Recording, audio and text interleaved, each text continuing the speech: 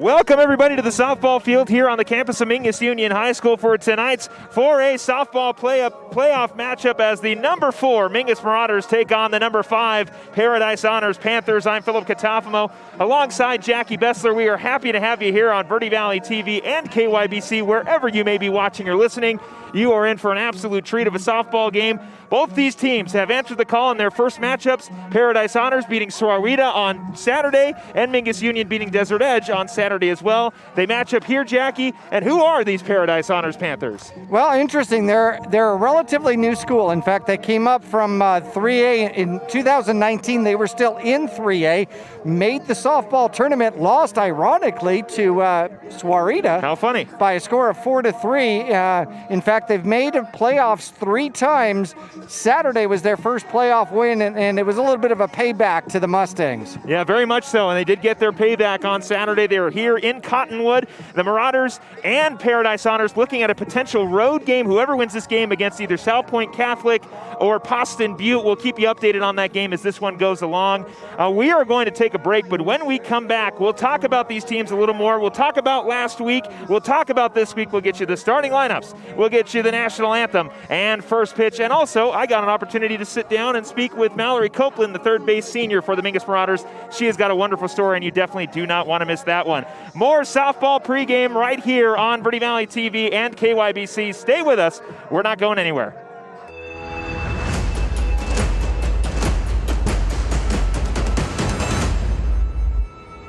I'm Chris. And I'm Tandy, owners of Taylor Waste. We're the last local garbage company homegrown in the Verde Valley. And we want to be your first choice for residential and small business garbage service. Get a free month service when you make the switch to Taylor Waste. And enjoy monthly service as low as $14 per month. Visit TaylorWaste.com for more information. Or to start service, call Taylor Waste at 649-2662. Taylor Waste, service tailored to your needs.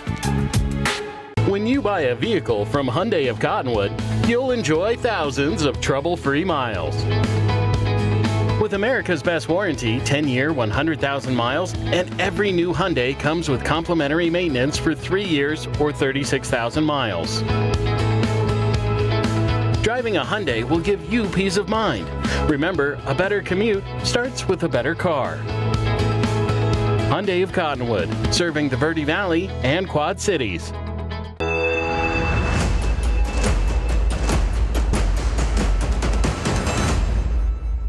Want to welcome you back here to the pregame show on Verde Valley TV and KYBC. We are getting you fired up for our 4A state playoff playoff matchup as the number 5 Paradise Honors Panthers take on the number 4 Mingus Marauders. We mentioned before we went to break, of course, I'm Philip Catafamo alongside Jackie Bessler. Jackie, we talked a little bit about both these teams. The Paradise Honors Panthers beat Sahuarita High School, and where are we right now? Well, actually, they won in the first round 11-3. In fact, none of that scoring took place until the 6th inning. We kept getting updates, and we were broadcasting, going into the 5th, it was 0-0. Yes. And then a 3-run shot by Sahuarita put them on the board in the top of the 5th. The Panthers came back to score 6 in the bottom of the 5th, 5 more in the bottom of the 6th unanswered, and won that one quite handily by a score of 11-3. Other winners in the first round, South Point took care of Apache Junction by a score of 11-0. Took them 6 innings, though. The Mingus Marauders victorious over Desert Edge by 2-1. Poston Butte got by number 8 Prescott 12-2, and that was a close one as well until late in the game. Yeah, so Coach Paul Hatcher on the side of Paradise Honors looking to get his offense started early. As Jackie Bessler just mentioned, the Panthers starting a little slow against Sahuarita, but really picking up some steam late in that game, whereas the Mingus Marauders, who you see on your screen if you're watching on Verde Valley TV, they walked away with a very close victory against Desert Edge, 2-1 on Saturday. Ella Balo in that game, 1 for 2 with a walk. Kiki Saravo, who has found her way into the starting lineup. I do not believe she is in the starting lineup tonight, but in that game she was 1 for 2, had a nice double right in between third and short. And of course, Alexis Ayresman not only doing it on the mound, but at the plate, hitting a big home run early on to get the scoring going for the Marauders. I did get a chance to sit down, or I should say stand up and speak with Mallerie Copeland, number 17 and the third baseman for the Marauders. Take a look at the interview we did with the senior. I'm standing alongside senior third baseman for the Mingus Marauders, Mallerie Copeland. Mallerie, first and foremost, congratulations on the season. Congratulations on your senior year. The team takes on Paradise Honors today. We'll get to that matchup in just a little bit, but you worked back from quite a significant injury early on in your high school softball career. We talk a little bit about that and how hard you've been working to get to this point. Yes, I did. 2018, I was in a car accident, but I don't know, it was kind of like a hard thing to come back from just because I had a lot of surgeries and I had a lot of reconstruction done, and I was told I wouldn't play again, but I had a lot of determination to get back on the field, and so that's kind of what I did, just stuck to my determination, worked really hard for it, and here I am. Yeah, very much so. And as I mentioned, the Marauders taking on the Paradise Honors Panthers in just a few minutes here on the pregame show. How's your senior season been going so far, Mallerie? This is your final year with the Marauders, potentially coming down to the last few games here of the season. How has it been being a part of this program? It's been amazing. I love this group of girls more than anything, honestly. I've played with them for a really long time through club ball and everything, and I honestly couldn't be more blessed to end my senior year out with these girls. If there's one thing you're going to miss about this team and playing on this field, what is it? Just the connection we all have with each other. How you feeling going into this matchup today against Paradise Honors? I'm feeling great. I'm feeling good, determined. I'm 100% in this. I know you're excited. I'll let you get back with the team. Mallerie, thank you very much for taking the time to speak with me real quick. We're going to get back to the pregame show. Stay with us here on Verde Valley TV and KYBC. I want to welcome you back here to the pregame show on Verde Valley TV and KYBC. Thank you very much, Mallerie Copeland, for coming on to the pregame show and talking a little bit about her recovery from that horrible crash that she suffered and possibly was not able to walk afterwards, and she has worked her way back to this level. And of course, how exciting for her to spend her final year at Mingus Union High School, coming back from all that adversity she had to get an opportunity maybe at a state title this year. Oh, amen. Yeah. Amen. I mean, we are at the Elite Eight. So there are no poor teams left in any division. However, Mingus is the only 4A Grand Canyon region representative in this playoffs right now, which I'm sure you were going to get to. Exactly. You read my mind. Get out of my head. Greenway took down the Flagstaff Eagles 2-0. That must have been an absolute battle. And of course, Prescott departed versus Boston Butte, whom we are now rooting for against Cell Point, because if Boston Butte was able to upset Cell Point in some fashion or form, that means the winner of our game with Paradise Honors would be a home game. That's right. However, I will say, and you mentioned this to me before we started, a reference to a former Mingus Marauder coach here, different sport, but of course a legend here at Mingus Union High School, Coach Bob Young, saying if you want to be the best, you have to beat the best. And I know Coach Brown would much rather get to the championship game having beaten the number 1 Sal Point Catholic High School as opposed to beating the number, 9 Boston Butte High School. Not to say that Boston Butte is not a great school, but come on, you win a state title beating the number 1. I mean. Yep, absolutely. No, and not only number 1, but number 1 in the state. That's right. Number 1 in the state according to Max Preps, number 20 in the country according to Max Preps. So, I mean, Cell Point Catholic they've got all the accolades after their school name going on right now, no doubts. Yeah, very much so. Well, Cactus was successful shutting out Seton Catholic Prep by a score of 13-0 in 5 innings. Vista Grande took care of number 15 Peoria by a score of 11-1. So what you got left is 1 versus 9, 4-5, 6-3, and then 10-2. So we did have an upset over the Flagstaff Eagles, but Greenway is... they're a tough, gritty team. Yeah, they very much are. We obviously got an opportunity to see Greenway here at Mingus Union High School as a 12-inning affair, ending with a walk-off home run from, you see her on your screen right there, number 99, Alexis Ersman. And what a phenomenal softball game that was, and the true definition of a rubber match. No doubt. Yeah. That was a phenomenal game. I stood here as a spectator for that whole game, and it was phenomenal.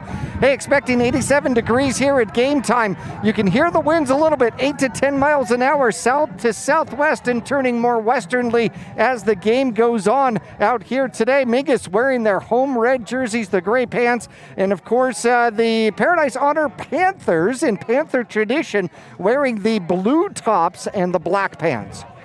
A good look for both teams as we get ready for some 4A playoffs, and both teams are starting to make their way out on the field, so we should be passing it off to our public address announcer, Brian Saravo, in just a little bit here, and we are excited here as the number 5 Paradise Honors Panthers travel all the way to Cottonwood to take on the number 4 Mingus Marauders, and Jackie, we are in for an absolute treat. We are. I mean, it's going to be the sticks versus the pitch here today. Very much so. It is. I mean, Paradise Honors comes in batting 506 on the season. 280 hits, 256 runs batted in, 32 home runs. Yes, they have power indeed. An on-base percentage of 600, a slugging percentage of 810, and on the pitching mound, actually they have an earned run average under 1, which is not bad in any way, shape, or form. The Mingus Marauders come in batting .334 on the season, 13 home runs, 31 doubles, which is fantastic, 184 hits, and an ERA just over 1 on base percentage. Very respectable, 427. Slugging percentage, 482. Very respectable. Now, the difference between these two squads is the question is has Paradise Honors, has the Panthers seen the quality of pitching that Mingus can provide here today? And that is going to be the biggest question, because you look at that Swarita game, and there is a reason why they didn't get the offense going until about the 5th inning. It's because the pitchers on both sides. Both teams pitching very well throughout almost 6 innings. Of course, Swarita strikes first, and then Paradise Honors ends up getting the victory there. But really, it's going to come down to Alexis Ayresman on the mound for the Marauders. If she is on, she is extremely hard to hit. Oh, no doubts. And as you take a look at the two schedules, okay, and where it has actually set themselves, the Mingus Marauders are 5-2 against 4A playoff teams with a loss to Prescott and with number 8 and a loss to number 6 Cactus. Those are both I don't want to say good losses, but respectable losses. Right. Okay, so Paradise Honors undefeated. That's hard enough to do in a season. I don't care what your schedule looks like. Of course. And you can't pick your region. You just can't pick the teams in your region, okay? So the region wasn't particularly strong. They've played 4 playoff teams. They beat Desert Edge twice, and they beat them by 7 each time. Mingus only beat them by 1. Okay, they've also played Estrella Foothills, beat them 16-1. Mingus beat them 15-1. Relatively equal as you go along through that. But they've got 4 playoff wins against number 15 Peoria, twice against number 13. And so they haven't played the same exact kind of quality that Mingus has played. I think the Grand Canyon region has been superior this year. Well, and like you said, I mean, you take a look at Paradise Honors' schedule, and you can argue that a few of the games on that schedule were a little easier for them. As you mentioned, you know, there's a few programs that, not, of course, to the fault of Paradise Honors or even Coach Hatcher, they just had, you know, down years. It's COVID. It's a COVID year. It's a weird year. But regardless, they have made it here. They're undefeated. They are ranked number 5 for a reason, and we cannot wait to get started. We will hand the broadcast off to Brian Saravo, our public address announcer, for the starting lineups and our national anthem. But stay here on Verde Valley TV and KYBC. We're just getting started. Region, Paradise Honors Panthers, and your Grand Canyon Region champion, Mingus Marauders. Reminder, this game is streaming live on YouTube for any friends and family that can't be here today. YouTube.com/Verde Valley TV. Our umpires today, Don McCombs, John Vez, and behind the plate, Mike Sobo. Introducing first the visiting Paradise Honors Panthers, number 22, Alexa Graves. Number 6, Anaya Dominguez. Number 5, Morgan George. Number 3, Madi Murillo. And your starting lineup, batting 9th in right field, number 12, Michaela George. In left field, batting 8th, number 25, Sienna Elliott. At third, batting 7th, number 17, Cassidy Martin. At second, batting 6th, number 11, Josephine Horgan. On the mound today, batting 5th, number 14, Samara Romero. Playing short, batting 4th, number 16, Krista Francia. At first, batting 3rd, number 8, Amaili Morales. Behind the plate, batting 2nd, number 18, Brinley Bilger. And in center field, leading off, number 20, Ledesma Romero. And now for your Mingus Marauders, number 18, Cameron Jones. Number 5, Yasmin Mestis. Number 1, Kaya Soki. Number 28, Kiki Sarabo. And now your starting lineup playing center field today in the flex position, number 9, McKenna Watson. Behind the plate, batting ninth, number 4, Kaylee Watson. At first, batting eighth, number 23, Mikkel Gordon. In right field, batting seventh, number 21, Tabby Freeman. At third, batting sixth, number 17, Mallerie Copeland. Your DP today, batting fifth, number 22, Sydney Stapleton. At short, batting fourth, number 33, Marissa Vaca. On the mound today, batting third, number 99, Alexis Ersman. In left field, batting second, number 6, Mackenzie Figgy. And at second, leading off, number 3, Ella Balo.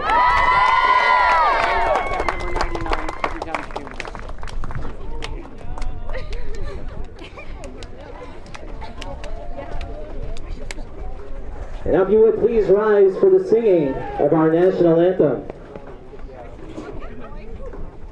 Oh, say, can you see by the dawn's early light what so proudly we hailed at the twilight's last gleaming, whose broad stripes and bright stars through the perilous fight o'er the ramparts we've watched were so gallantly streaming, and the rocket's red glare, the bombs bursting in air, gave proof through the night that our flag was still there. Oh, say does that star-spangled banner yet wave o'er the land of the free and the home of the It is for a softball playoffs here on Verde Valley TV and KYBC. Philip Catafamo alongside Jackie Bessler. It is the number 5 Paradise Honors High School Panthers taking on the Mingus Union High School Marauders, who are at number 4 in the state. And Jackie, we are in for some fun. We are indeed. In fact, I'm still trying to figure out how they remember all the warm-up shakes. Yeah, we have. Yes, of course. If you didn't see it, if you're listening on the radio or you just didn't see the pregame, you saw Kaya Soki has a few handshakes with a few players, and each one is unique, and I don't know how they remember it either. But we'll take you around the diamond for the home team, the Mingus Marauders. It is the usual suspects. At third base, it is Mallerie Copeland. At short, Marissa Vaca. At second base, Ella Balo. At first, Mikkel Gordon. In the outfield, in left field, it'll be Mackenzie Figgy. In center, McKenna Watson. In right field, Tabitha Freeman. And behind the plate, I guess the only change is we'll see Kaylee Watson behind the plate instead of Sydney Stapleton, who will be the designated player. And in the circle, the ace, number 99, Alexis Ersman. And she has had a phenomenal season so far. In fact, from the pitching standpoint, she has been absolutely superb. Unbelievable. In fact, she has an ERA of 1.05 .26 out here, a record of 12-2, 12 victories on the season. And she has only given up 12 earned runs during the course of the season in 14 games, 14 appearances, which is unbelievable. She will face Ledesma Romero, Briley Bilger, and Amelie Morales, the 1, 2, 3 for the Paradise Honors Panthers. And we do want to hand off a congratulations and a best of luck to Ledesma Romero, who will be heading to Jamestown after this. Yes, college that is, That's right? correct, yes, not just the city. Not vacation. Yeah, first one on the way is high, and it is a ball, and we are underway. A 1-0 count here in the top of the first inning. Our score 0-0. Ledesma Romero will step back into the plate, waiting for the second offering from Marauder pitcher Alexis Erzman. 1-0 count, second offering on the way. Runs inside and in for a strike. She comes in batting .692. Yes, Wow. I did say that right. .692, 36 hits on the season, including 2 triples, 2 doubles. 1-2 count here, 1 ball, 1 strike, no outs in the top of the first inning. The 1-1 on the way, swung on and missed, and the count will go to 1-2. Erzman started off the last game with a 1-2-3 inning. We'll see how she starts it off here against a brand new team. 1 ball, 2 strikes here to Ledesma Romero. The 1-2. Off speed, gets away from her, goes high, and the count will go to 2-2. Ledesma was, as a slap hitter, was halfway to the pitcher's mound on the changeup She there. was watching that changeup float, and finally get away from her. Yep. 2 balls and 2 strikes here. The 2-2 is fouled off, and the count will remain 2 balls and 2 strikes. Ooh, that one just went over the top of the dugout there. Yes, and we do have Steve Endicott, our camera guy, on the third base line, so hopefully Steve's got his glove in his hand. I hope so. It was the other side of the dugout, but nonetheless. 2 balls and 2 strikes here to Romero. Marauders looking for their first out of the inning, the 2-2. They will get it on the strikeout. Romero.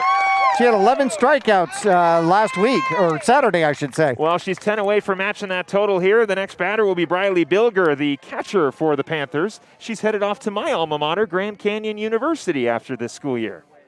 Well, she comes in batting .585, 15 home runs. This young lady's got power. A very effective number 2 hitter here in Bilger, and we'll see what Erzman gives her on the first offering.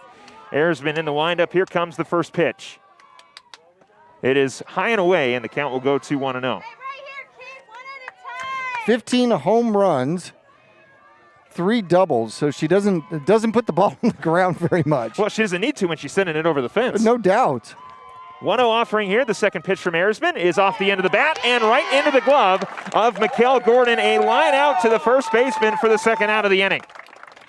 That's an important out, keeping those 2 off the base path. Yes.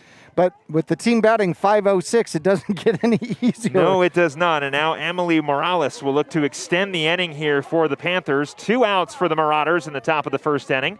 Our score still remains 0-0. Erzman's got a strikeout and a line out, looking for a 1-2-3 inning. First pitch hits the outside corner, but does not get the call. The count will go to 1-0. She is 7th in average in 4A, 12th in home runs. She's got 5, 32 RBIs, 32 hits on the season. 1 ball, no strikes here with 2 outs. The second offering is in. That does hit the outside corner, and the count will go to 1-1. So how about that? Number 1 batting .692, number 2 .585, and Morales batting .653. Now we'll see what she gets here on 1-1. Cut on and missed, and the count will go to 1-2. So Erzman a strike away from a 1-2-3 inning. Started off the Scorpions of Desert Edge the same way. Can she do it here against Paradise Honors? 1 ball, 2 strikes with 2 outs here in the top of the first, 0-0. The 1-2 on the way. Off the end of the bat, but foul as well. That one was a lot closer to Steve. Yes, it was. Yep, absolutely. It was right in the vicinity of where that camera may be. Thankfully, I'm pretty sure it hit the fence before it got anywhere near Steve. But, hopefully so. Hopefully so indeed. 1 ball, 2 strikes here to the batter, Amelie Morales. Morales playing at first base for the Paradise Honors Panthers. Alexis Erzman, the pitcher in the circle for the Marauders, looking for a 1-2-3 inning. The 1-2 on the way. Off the end of the bat, into left, will it fall fair? It is past the glove of Figgy. Morales will round first. She will go to second. Now rounding second, getting to third. The relay throw is not in time. It'll be a 2-out triple for Morales. And the ball is loose, but Morales will stay at third. just put the bat on the ball and got it down the left field line. Figgy came in, just couldn't get to it. It dropped in front of her and took a weird hop, bounced by her and rolled to the fence, and that gave Morales plenty of time to get all the way around to third. Now Krista Francia will get an opportunity here with a runner on third, 2 outs. Erzman, no damage done so far early on here in the first. It took 5 innings for the Panthers to score in their win against Swarita, and now with an opportunity to score early on here against the Marauders. Again, 2 outs here in the top of the first, runner on third. First pitch is in for a strike. Francia comes in batting .500. She's got 29 RBIs on the season. Francia, the junior, playing shortstop for the Panthers. She'll await the second offering here on 0-1. The pitch from Erzman. Swung on and missed. Inside pitch, got her swinging it, and it'll go to 0-2. That is great positioning. Just above the knee, inside corner. That's hard to do anything with. A nice inside pitch from Erzman, and then just a great frame job there from Watson. 0-2 count here. Again, Erzman looking to get out of the inning with no runs allowed, and they don't get the call on the outside corner, so the count will go to 1-2.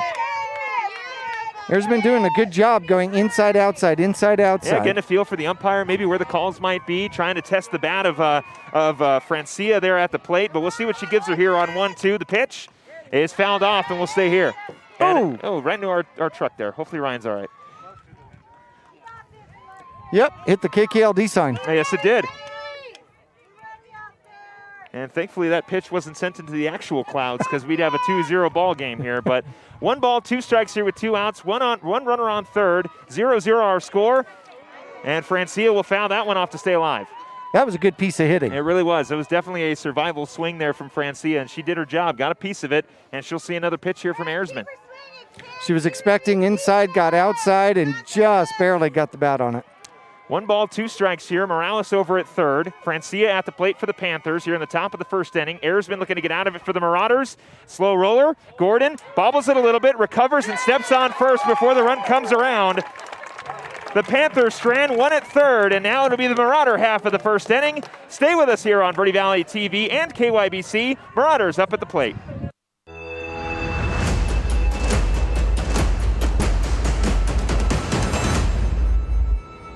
The most common reasons for bankruptcy are unforeseen circumstances like tragedies, illness, unemployment, and foreclosures. I'm Michael Gordon. We understand your situation and your need to look at all the alternatives. Call Gordon & Gordon for a free, non-judgmental bankruptcy or foreclosure consultation. Ask about zero-down bankruptcy options. Gordon & Gordon Attorneys at Law. Trust well placed.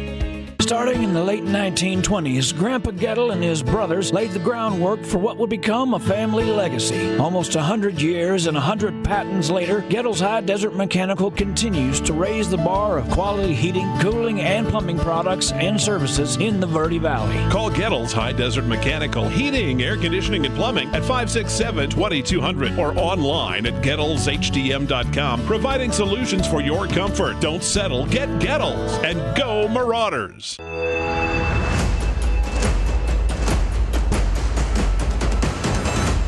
Want to welcome you back here to the bottom of the first inning. Our score, Mingus Union 0, Paradise Honors 0 here for our 4A playoff matchup. The number 4 Mingus Marauders taking on the number 5 Paradise Honors Panthers. As I mentioned here in the bottom of the first inning, still 0-0, and the Marauders will lead things off here with Ella Belo, and she will face Samara Romero. First one on the way is in for a strike. Romero comes in with an ERA of .81. 69 innings pitched. She's only given up 8 earned runs, 16 walks, has 116 strikeouts. Belo will await the second offering on 0-1. Same spot, different result. The count will go to 1-1. So 1 ball, 1 strike here to Ella Belo, leading things off for the Mingus Marauders here in the bottom of the first inning. Again, our score 0-0. The 1-1 on the way. Belo pulls back the bunt, and it goes for a strike regardless. So now a 1-2 count here, and Romero could start off the leadoff batter the way that Erzman started off the Panthers leadoff batter with a strike. The 1-2, and she will. It'll be a K. 1 down for the Panthers as Belo goes down on strikes. And here comes Mackenzie Figge. Cassidy Martin over at third base for the Panthers. Krista Francia over at short. Josephine Horgan at second. Emily Morales over at first. In the outfield, Sienna Elliott in left. Ledesma Romero in centers. That first pitch is in for a strike for Figgy. Michaela George in right field for the Panthers. And Briley Bilger behind the plate for Paradise Honors, and Samara Romero in the circle. And Mackenzie Figgy. Excuse me, that was a ball, so the count will go to 1-0 here. One down for the Panthers as the Marauders look to get their first base runner on the board. Figgy swings and misses the second offering. The count will go to 1-1. She's batting .328 on the season, regular season, 20 hits, 19 RBI. She's got 2 home runs to go along with it. 1 ball, 1 strike here to Mackenzie Figgy, looking to be the first base runner here for the Mingus Marauders. As that one goes in the dirt, and actually the count will go to 3-0. I could have swore it was 2-1, but it is actually 3-0. Never mind.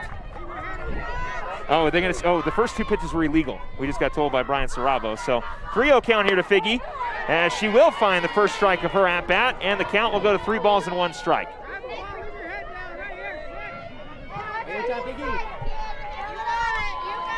Look how shallow the right fielder is playing. Yeah, the 3-1 here. Figgy will foul that one off, and the count will go full. The idea is, I mean, statistically, of course, a right-handed batter is going to pull into left field. And I'm sure Coach Hatcher is playing the possibility of Figgy getting a bloop shot into right field on a late swing, as Figgy will get on instead with a walk on the full count. So an interesting tactic here from Coach Hatcher is he is utilizing the shift a lot with the batters at the plate. But interesting, look, all of the outfielders are very shallow. Yes, they are. And they're coming up against a player who doesn't hit it in shallow territory, Alexis Ersman, who will stride in with a runner on first with 1 out in the bottom of the first inning. Ersman swings at the first pitch, and the count will go to 0-1 with Mackenzie Figgy over on first. A little bit of a rise ball there. Yeah, there is plenty of green grass in that outfield. Yes, there very much is. The 0-1 on the way. Ersman will get it right past first and second. Figgy will stay at second base. Runners on second and first. And here comes Marissa Vaca. The outfield shift actually worked to the advantage there because Figgy had no chance to go to third on that. The right fielder, George, had that ball immediately. Figgy wasn't even at second. And that might be confidence in Coach Hatcher, giving a lot of confidence to his outfield to go, if there is something in the air, they're fast enough to track it down. So now Marissa Vaca will stride in with a runner on second and first. 1 down for the Mingus Marauders here in the bottom of the first inning. Score again 0-0 as Figgy's going to get tagged out at third. Well, she left second. The ball went back to the pitcher quickly, and Figgy tried to literally steal the base and got caught. Yeah, so Figgy is out at third base. 2 down now for the Panthers with a runner on first base. Again, still the bottom of the first inning. Our score 0-0. Marissa Vaca gets a piece of the second pitch, but it will go foul.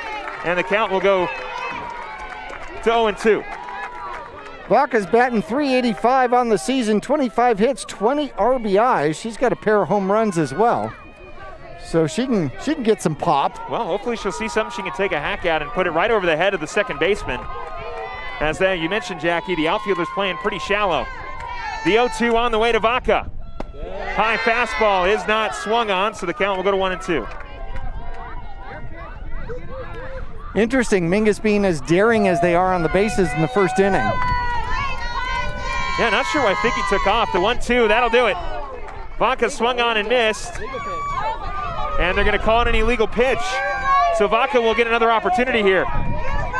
So that's going to even up the count at 2-2. Now, yes, you got to help me out here with the illegal pitch. So, I'm sure I'm going to explain this poorly, but in softball, you have to come set before you throw. Ah, so she's separating, so it's kind of like a ball. It is, except the runner doesn't advance. Instead, you just get a ball.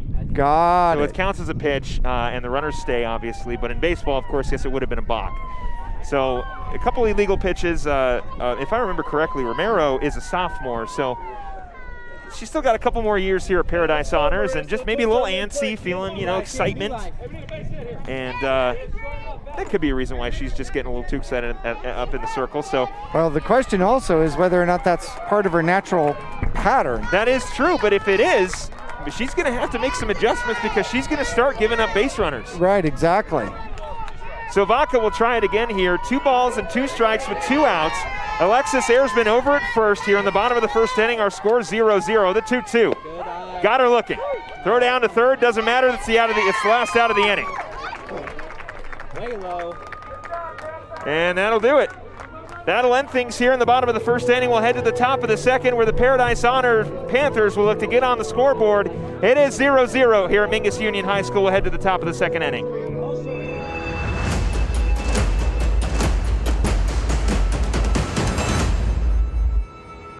Lawler Construction has been a premier local builder of custom residential and commercial projects for 36 years. Using green construction methods, Lawler Construction builds efficiency into every custom design. Lawler Construction is a certified Energy Star builder. For examples, visit LawlerConstructionAZ.com. They thank you for your business confidence and continued referrals. Lawler Construction, a proud supporter of baseball and softball at all levels. Look for Lawler Construction homes at Mountain Gate and Clarkdale this summer. The Suzy Q Market is the most convenient stop for road trips with 1,500 beverage selections and plenty of snacks. And save on fuel with the Marathon Make It Count reward program. The Suzy Q drive-thru window is the most convenient way to stop for those essentials on the way home. Road trips start here with something for everyone. At Suzy Q. Shop local first, always. Go Marauders!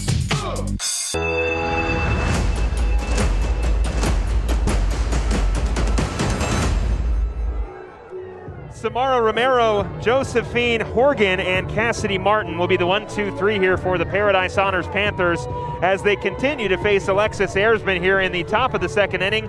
Our score 0-0. Want to welcome you back here to Verde Valley TV and KYBC. Philip Catafamo alongside Jackie Bessler. Erzman saw 4 batters in the first inning, gave up 1 hit, and now we'll see what she does here in the second. First one on the way to Romero, the fellow pitcher. It's the outside corner for a strike. Romero comes in batting .475 on the season, third in hits with 29, and tied for second with 32 RBIs.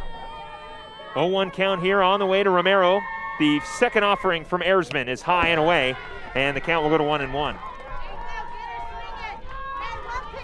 So now 1 ball, 1 strike here. Again, 0-0 our score in the top of the second inning.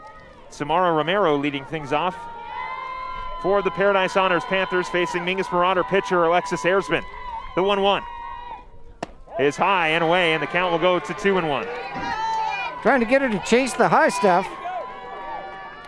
Romero's actually 14th in runs scored in 4A. Oh my. Yep. 2 balls and 1 strike here to Romero. The pitch on the way from Erzman. Hits the inside corner for a strike. Oh, they're going to call it a ball. Oh man, so the count will go to 3-1.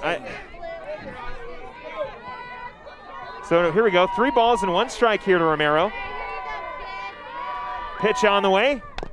It'll go foul. I do want to, my sigh comes more from the fact that I thought I heard the umpire go, you know, the grunt they usually get for a strike, but it was a ball. It's really confusing when that happens. Well, you got to distinguish the ball. Yeah, you really do. Yeah. 3 balls and 2 strikes here. The payoff pitch from Erzman is fouled off, and Romero will stay alive for the Panthers.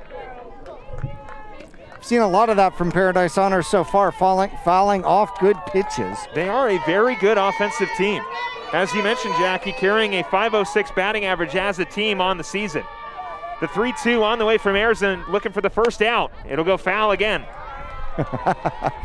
Hit it right at the on-deck batter, Horgan, over her head and over the dugout. She's not standing in the on-deck circle, though. No, she is not. Probably for that reason. Well, probably so. She knows her teammate. The 3-2 runs inside, and it will be a walk. So a leadoff walk for Samara Romero, and now Josephine Horgan will stride in. They do not pinch run for the pitcher. They do not. But the umpire coming to get a couple new softballs. Or just one. 1-1 was on the ground. So Horgan's up. Yep, Josephine Horgan, the second baseman for the Paradise Honors Panthers, will stride in with a runner on first and no outs here in the top of the second inning. It is 0-0. We'll see what Erzman gives her on her first offering. The pitch is high and it'll go for a ball. One of 5 seniors on the squad. Batting .464 on the season. Oregon awaiting the second offering here from Erzman on 1-0. The pitch is fouled off, and the count will go to 1-1. You see Erzman really working that inside corner against the Panthers. Haven't seen the changeup work. Haven't seen the changeup too much just yet. 1 ball, 1 strike here. Pitch on the way to Horgan. Horgan drops down the bunt. Erzman's only play is at first. She'll make it. They'll throw down to second. They get the runner. She is safe. So Horgan grounds out to first, or I guess I should say to second, covering first. It is enough to move Romero to second, and 1 out here for the Marauders. Interesting enough, only the second sack bunt of the season for Paradise Sounders. Yeah, we saw Coach Hatcher working on bunts in the beginning of the game, and we talked a little bit about as to why, and while it's a tactic they don't utilize often, it's still a tactic that they may use in the game, and we saw it right there. So now to be Cassidy Martin, the third baseman here for the Paradise Sounders Panthers, with a runner on second. She sees the first pitch inside, and the count will go to 0-1. Nope, called it strike. You missed the grunt. I did. Oh, I saw the arm go up, thankfully. So an 0-1 count here with a runner on second, 1 down for the Marauders. Paradise Sounders looking for their first run of the game at 0-0 in the top of the second. That one will go foul, and the count will go to 0-2. Dominican University in Illinois will be the future home for Cassidy Martin. Get to go on and play collegiately. Yes. And she'll await the 0-2 offering here in her high school at-bat with a runner on second and 1 down. The 0-2. Erzman struck her out.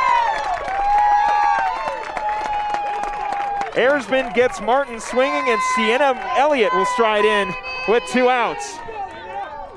Second strikeout of the game so far. Runner stays at second base.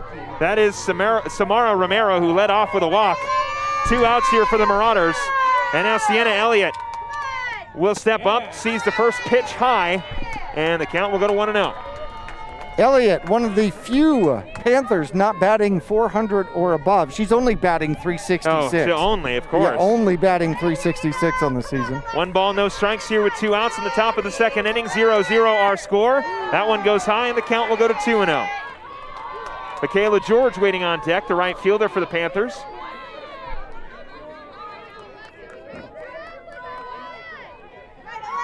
Elliott is one of 2 sophomores playing today. Elliott will foul that one off, and you want to say that one that, who was it, Horgan had or Romero had? Well, that one almost nailed George in the on-deck circle. The count will go to 2-1, by the way, on that foul ball. Didn't know you had to wear ankle protection in the on-deck circle. They should have a barricade in front of the on-deck circle. 2 balls, 1 strike here. Marauders looking for their third out of the inning, the 2-1. Outside corner does not get the call. The count will go to 3-1. Not a bad spot for Erzman to miss at all. That was a great pitch. That was a great pitch. Now you got to come to her, though. Yeah, now you have to. So we'll see what Erzman offers her on 3-1. Marauders looking for their third out of the inning. The 3-1 is fouled off, and the count will go full.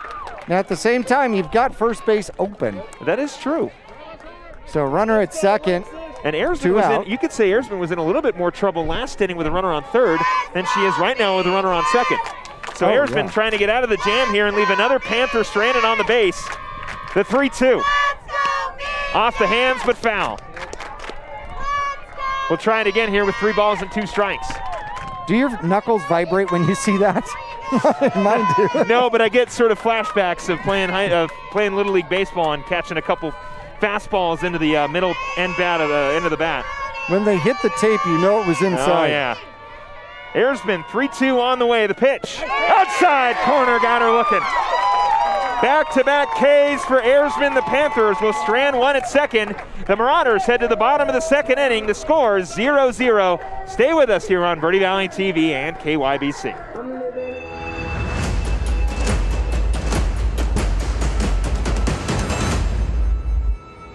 When you buy a vehicle from Hyundai of Cottonwood, you'll enjoy thousands of trouble-free miles. With America's best warranty, 10-year, 100,000 miles, and every new Hyundai comes with complimentary maintenance for 3 years or 36,000 miles. Driving a Hyundai will give you peace of mind. Remember, a better commute starts with a better car. Hyundai of Cottonwood, serving the Verde Valley and Quad Cities. Whether you wish to stay on your career path or pursue a new one, you need to continue to develop your skill set. Yavapai College is here to help you ensure that you're an indispensable resource in today's workforce. Connect with us today and find out how you can increase your potential in a changing world. YC is offering one class free for the fall semester. Just visit us online at yc.edu/cares for details and register today.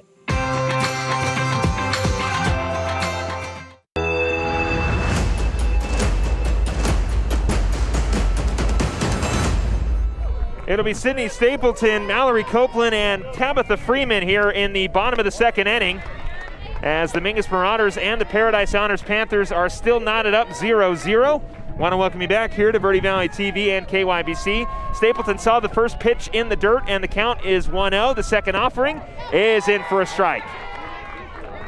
And the count will go to 1-1, and I really hope that cloud stays right in front of that sun. Oh, no kidding, yes. That's the one cloud that's got a shot. 1 ball, 1 strike here. The pitch on the way. Stapleton fouls that one off, and the count will go to 1-2. Marauders stranded 1 on second and first in the first inning. Or I should say stranded 1 on first in the first inning, as Figgy was caught stealing going to third. So looking to change their luck here. The 1-2 to Stapleton is away, and the count will go to 2-2. Stapleton batting .318, and you and I were talking a little bit last night about seeing a lot of pitches, trying to force a lot of pitches here from Paradise Honors. The 2-2. Stapleton swung on and missed. It'll be the third strikeout for Romero and the first down of the inning for the Panthers. And now Mallerie Copeland will get an opportunity here against Samara Romero. Regular season batting .217, 10 hits, 6 runs scored, 5 RBIs and a double on the season. So 1 out here for the Panthers. In the bottom of the second inning, the first pitch on the way to Copeland is swung on and missed, and the count will go to 0-1. Home plate umpire Mike Sobo out here today. Yeah. John Vez and Don McCombs are in the field, so we got actually 3 umpires for this game. Don McCombs, of course, was the home plate umpire for the Marauders on Saturday. Yes. And it looks like Mallory's got to give up her towel. Oh, yeah, Mallerie hanging on. We were handed out a couple Mingus Marauder rally towels before we got started, and one of them found their way to Mallerie Copeland, and she forgot it was in her pocket. So we get that out of the way. The 0-1 is in for a strike, and the count will go quickly to 0-2 on Copeland on an inside low fastball. I'm going to guess the crowd doesn't agree. I'm going to agree with that, too. The count is 0-2. And we'll see if Copeland can stay alive with 1 out. The 0-2. Slow chopper, but it'll go foul. First time I've seen the changeup out there from Romero. Yeah, Samara has really been kind of trying to pound it with the fastball and a few risers we've seen. But, yeah, she goes with the off-speed there, and Copeland almost got a piece of it. The pitch on the way. Copeland fouls that one off. We'll try it again. A postseason event has been granted to Yavapai Broadcasting and Verde Valley TV by the Arizona Interscholastic Association and is intended solely for the enjoyment of our listening and viewing audience. Any rebroadcast, transmission, or other use of this production without express written consent of the AIA is prohibited. The 2-2 on the way. Got her looking. Back-to-back Ks and 2 outs for the Panthers. And now Tabitha Freeman will stride in. 2 strikeouts in the first, 2 in the second. That is right, 4 so far for the sophomore pitcher Samara Romero on the side of the Paradise Honors Panthers. And now here in the bottom of the second inning with 2 outs, Tabitha Freeman will look to extend the inning for the Marauders. First one on the way. Freeman watches that one inside for a ball, and the count will go to 1-0. The Scorpions on Saturday, all of the infield had wristbands, so they knew what pitch was coming. Yeah, we see that a couple players for the Panthers have that as well. As Freeman fouls off the second offering, the count will go to 1-1. More specifically, of course, Romero does have the patch on her arm. The catcher, Bilger, does as well, and Francia, the shortstop, does. Everybody else seems to not be wearing that quarterback wristband. The 1-1 offering here to Freeman is in the dirt. She'll watch that one for a ball, and the count will go to 2-1. look to get Mikkel Gordon up with somebody on here in the second inning. Yeah, Mikkel Gordon waiting on deck with 2 outs here. Tabitha Freeman up at the plate for the Marauders. The 2-1 on the way. Freeman cut on and missed. And the count will go to 2-2.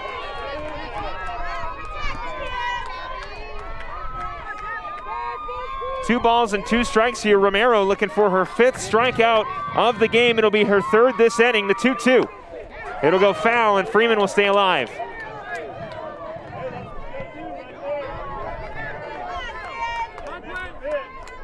Freeman, one of 4 seniors for the Mingus Marauders this year.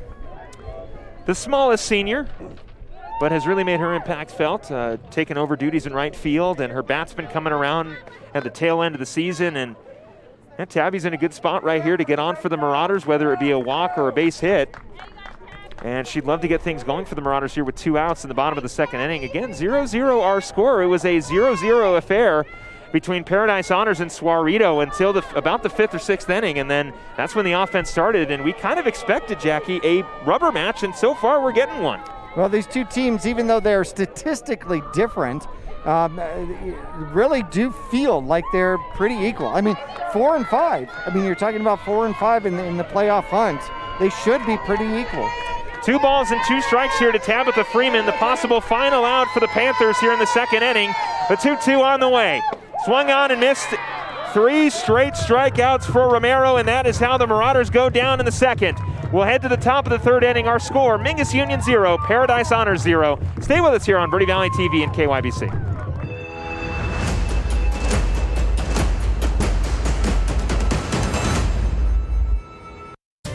The mouth is the gateway to the digestive system. Studies indicate a correlation between oral health and full body health. Regular cleanings and checkups can help protect you.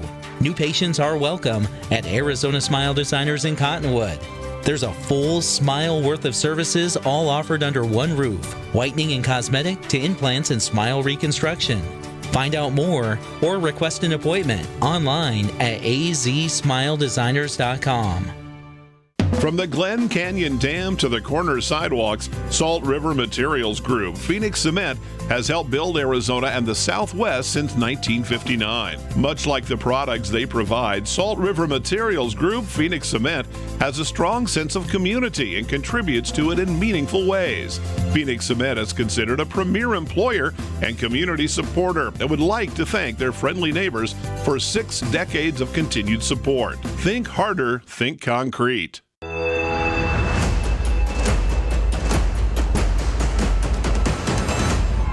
Michaela George, Ledesma Romero, and Briley Bilger will be the 1-2-3 here as we kick things off in the top of the third inning. Our score, Mingus Union 0, Paradise Honors 0 here in our 4A playoff softball matchup. Alexis Ersman still in the circle for the Marauders, looking for the first out of the inning.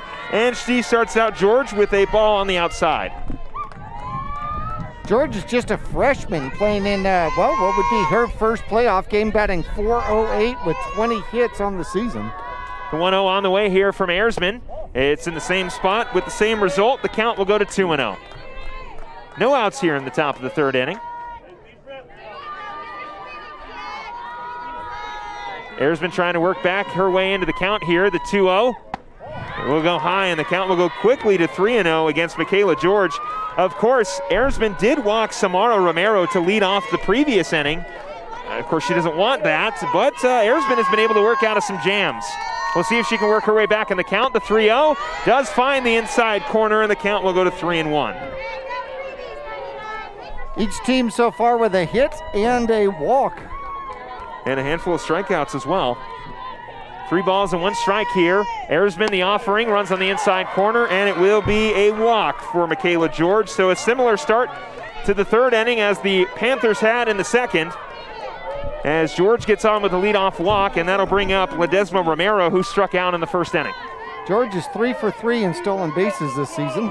So Watson going to have to keep an eye on the runner at first. No outs here in the top of the third inning. Again, our score 0-0. Romero awaiting the first offering here from Ersman. It'll go in for a strike. Watson will keep an eye on the runner on first. George will stay there, and the count will go to 0-1 on Ledesma Romero.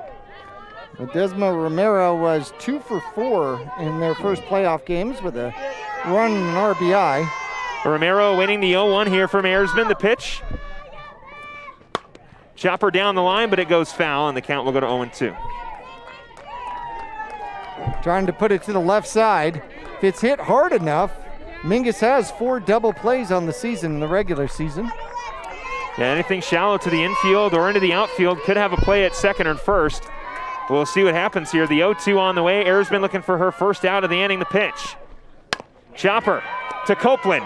Copeland's only play is at first, and she didn't make it. Romero beats out the throw. Runners on second and first with no outs. Infield single. And the dangerous Bilger coming up. Well, this is exactly why Bilger is in the 2-hole. 15 home runs on the season for the senior. She's headed to GCU after this year. I know Coach Pearson's going to be excited to get a power-hitting catcher. And I know Coach Brown for the Mingus Marauders will try to keep that power-hitting catcher quiet. No outs here with runners on second and first, and Ayersman's got to work out of an early jam. The first one on the way is in for a strike. She was 1 for 4 against Swarita with a run and an RBI. Ayersman's second offering here to Bilger. On the 0-1, the pitch. In the dirt, Watson keeps it in front of her, and the runners will stay. But the count will go to 1 ball and 1 strike. So again, here in the top of the third inning, 0-0 with a runner on second and first. No outs for Alexis Ayersman. The 1-1 on the way to Bilger for the Paradise Honors Panthers, and it's going to go out of the hand of Ayersman. Throw down to second. Everybody's safe.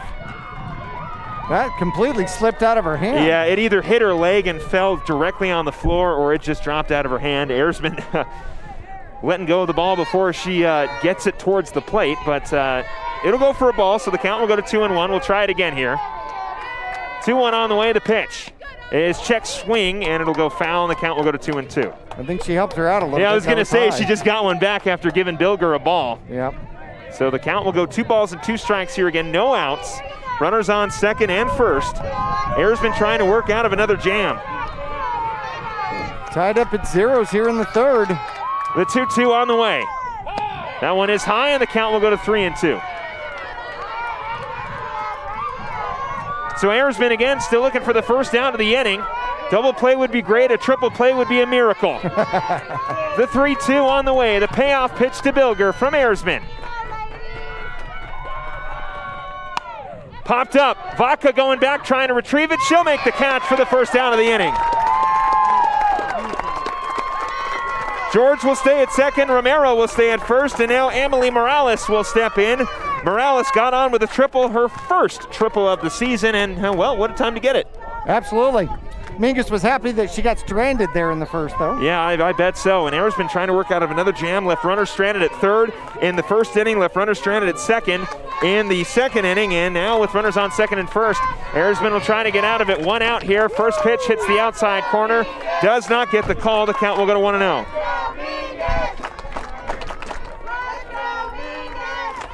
As we mentioned, Morales getting a triple in her first at-bat in the first inning. Here in the top of the third with runners on second and first and 1 out and a 0-0 score. She's looking to turn the tables on the Marauders as she watches the second pitch in the same spot for a strike. Morales was 3 for 4 on Saturday in the first playoff game. 2 runs and an RBI, so she did some damage. 1 ball, 1 strike here. Third pitch on the way from Ayersman. Hits the outside corner, and it'll go away for a ball. Not too far off from the same spot before, but this time it goes for a ball.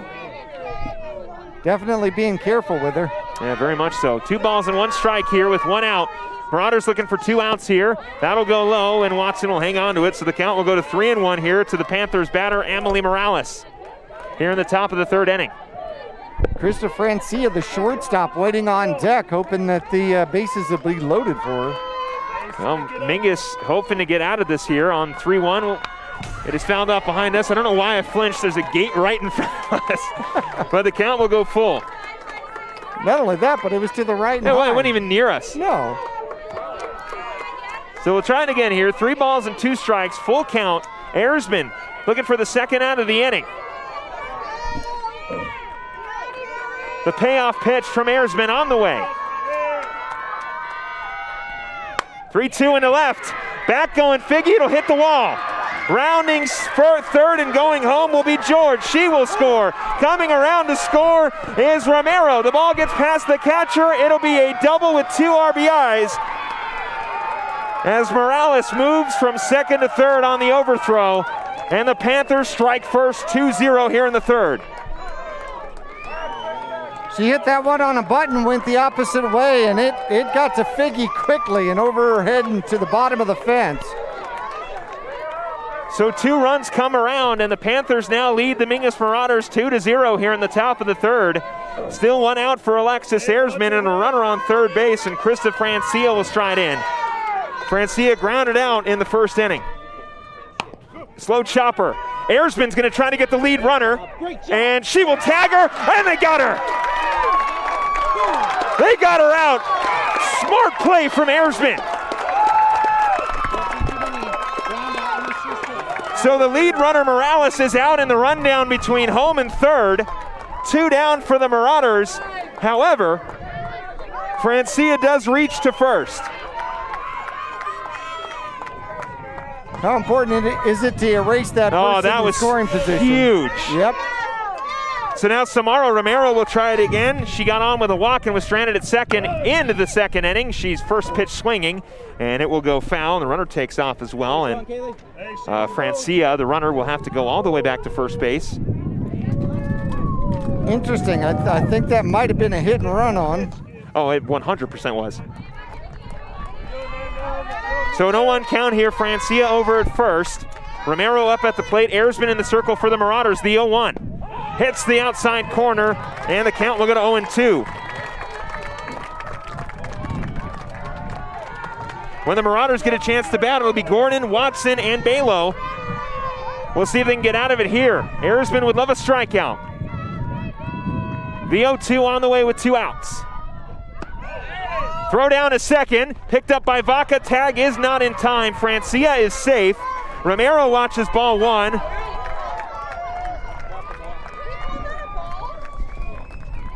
And the count will go to 1-2.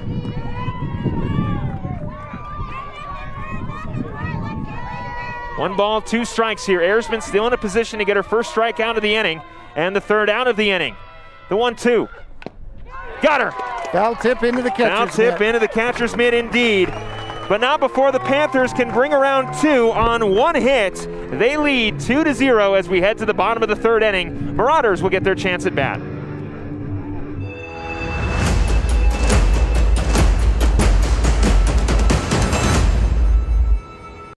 Two things we can count on every year: a new set of tax rules and great weather here in northern Arizona. Jackson Hewitt Tax Service, locally owned and operated by Lewis Rice since 1997, is here for you all year long. Your neighborhood Jackson Hewitt Tax Office will help you in all of your taxing situations. Electronic filing is always free with your tax preparation at Jackson Hewitt Tax Service. Get more in return. Call 1-800-234-1040 for an office near you. Balancing your family, finances, and future is a lot of responsibility. Let Jennifer Griffin and her team at State Farm help.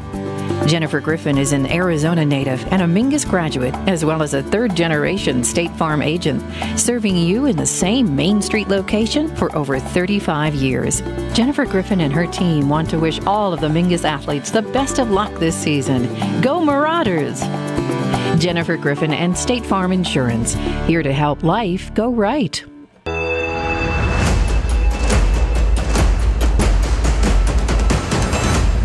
Mikkel Gordon leads things off here in the bottom of the third inning. Philip Katafmo alongside Jackie Bessler want to welcome you back here to the broadcast on Verde Valley TV and KYBC. The Paradise Honors Panthers struck first in the top half of the third inning. And here in the bottom, Mikkel Gordon will lead things off for the Mingus Marauders down 2. And she goes quickly 1-1. So 1 ball, 1 strike here to Mikkel Gordon. In the bottom of the third inning, Mingus down 2-0 to the Paradise Honors Panthers, the 1-1. Gordon with a chopper, picked up by Francia. Throw on to first is in time.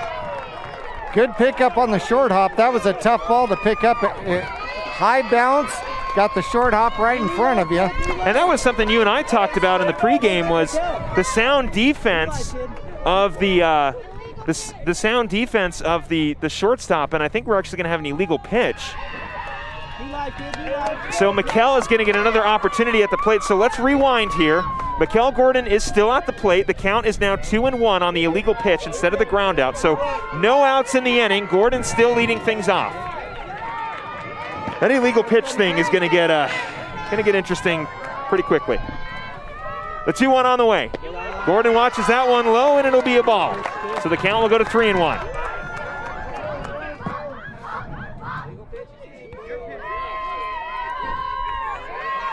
Three balls and one strike. Gordon looking to lead things off here in the bottom of the third inning. The 3-1. Gordon swung on and missed. They're going to call it illegal, and Gordon's going to get on with a walk. It's the first base umpire who is making that call, watching the pitcher. And from a ground out to a walk, and the leadoff hitter on for the Mingus Marauders. Well, here's an opportunity for Mingus now as Kaylee Watson strides in, the senior, looking to move Gordon from first over to second or possibly into score and cut the deficit here. Watson's batting .231. She's got 6 hits, 1 double on the season. So now we'll see Kaylee Watson in her first at-bat as Coach Hatcher makes some changes. She has 2 sacrifice bunts on the season. Yeah, we'll see. I would say more Ella would be probably the one to lay down a sacrifice bunt. But she's not up. Oh, no, she's not. She's the no, of course, I know. She's the one behind her. I was just saying if that is the route Coach Brown would want to go, I'm not entirely sure how quick Kaylee is down to first base because Kaylee has had a good amount of at-bats. We haven't seen her in a little bit at the plate. But I would say if you're going to try to move the runners over, Ella would be probably the one. Now, we had a treat last game on Saturday watching Ella Balo get a double on a ball that never actually left the dirt. Yes, it was, yes. Never made it to the outfield. So a Little League double is what we should call it. Absolutely. Bunted it between the pitcher and the charging first baseman while the second baseman was running to first to cover, and the ball just squeaked through and barely made it to the grass, and she ended up getting a double out of it. Yeah, it was probably the most impressive double of anybody's career. It was exciting to watch. It was awesome. Oh, yeah. Desert Edge were out of position, and Ella hit it exactly where she needed to. And I know Coach Brown would love that here. No outs as Kaylee Watson will stride back at the plate. Mikkel Gordon reached on first base with walk. So no outs for the Panthers here in the bottom of the third inning. The Marauders with the tying run at the plate in Kaylee Watson. First one on the way to Watson. Is in for a strike. Throw down to first is not in time. And that's something Mingus is going to have to be careful with. Bilger has got a good arm behind the plate. She doesn't have an arm, she's got a mechanical cannon. Yes, she does. And they're going to have to be careful.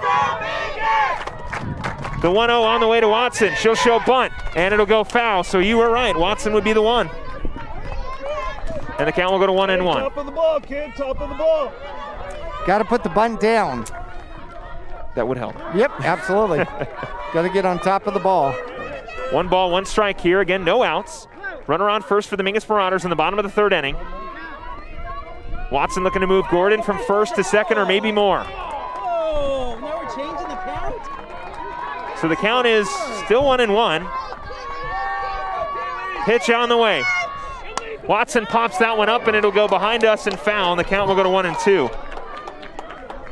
And they're going to say, is it another illegal pitch? So the count's not going to go to 2-1. Coach Hatcher not too happy about it. He's just going to go talk to him. So many conversations. Okay, so I'm just concerned if is it 2-1 now, or is it 2-2? Is it 1-2? So hang in here with us as Coach Hatcher goes and defends his team.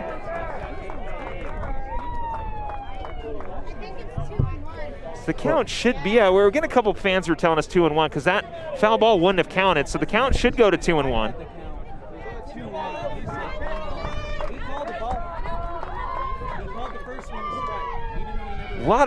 I got to say, a lot of confusion here. So we got lots of conversations happening. Yeah, we really do, and the conversations are still continuing here.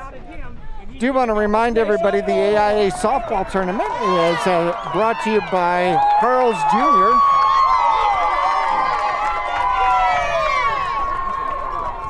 So Coach Hatcher will go back to the dugout after arguing his case. And so the count will go to 1-2. It is officially 1-2 on Kaylee Watson. The pitch on the way. Swung on and missed. Throw down to first. Gordon is safe. So Watson will go down on strikes, and Ella Bela will come up to the plate.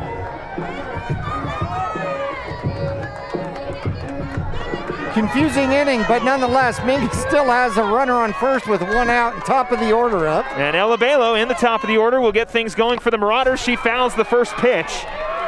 And the count will go to 0-1. Just got underneath that one. Went off the helmet of the catcher. Yes. Bilger is okay. And Bela will try it again here. The 0-1 count, runner on first with 1 out. Pitch on the way from Romero. Outside corner, late call, but it's a strike.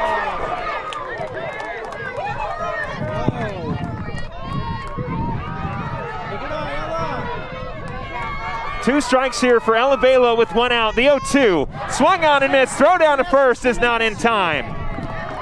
And Bela will go down on strikes. And now Mackenzie Figge will stride in with 2 down.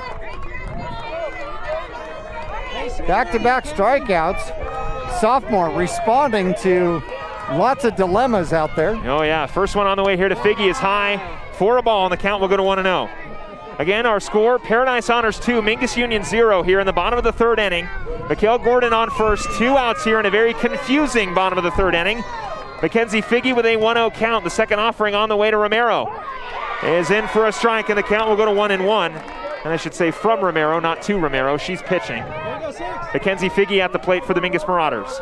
See, that would be an illegal pitch if you pitched it to yourself, yes, right? That is true. Yep. The 1-1 on the way to Figge. Fouled off, and the count will go to 1-2. Took something off of that one.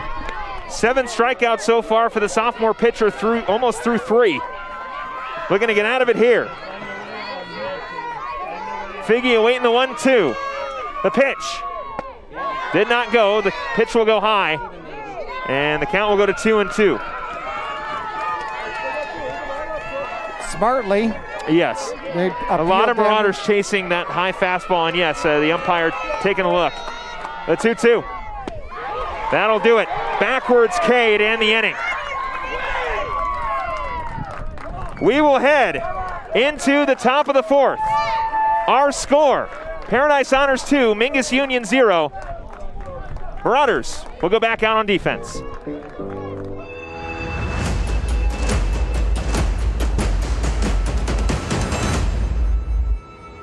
Accidents happen.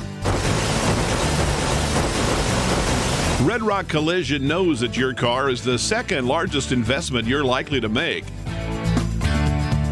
For over 15 years, Red Rock Collision has been there to negotiate for you, the customer, not the insurance company.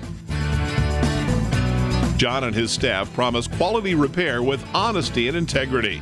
You can rest easy now. They'll return your car as safe as the day it was built.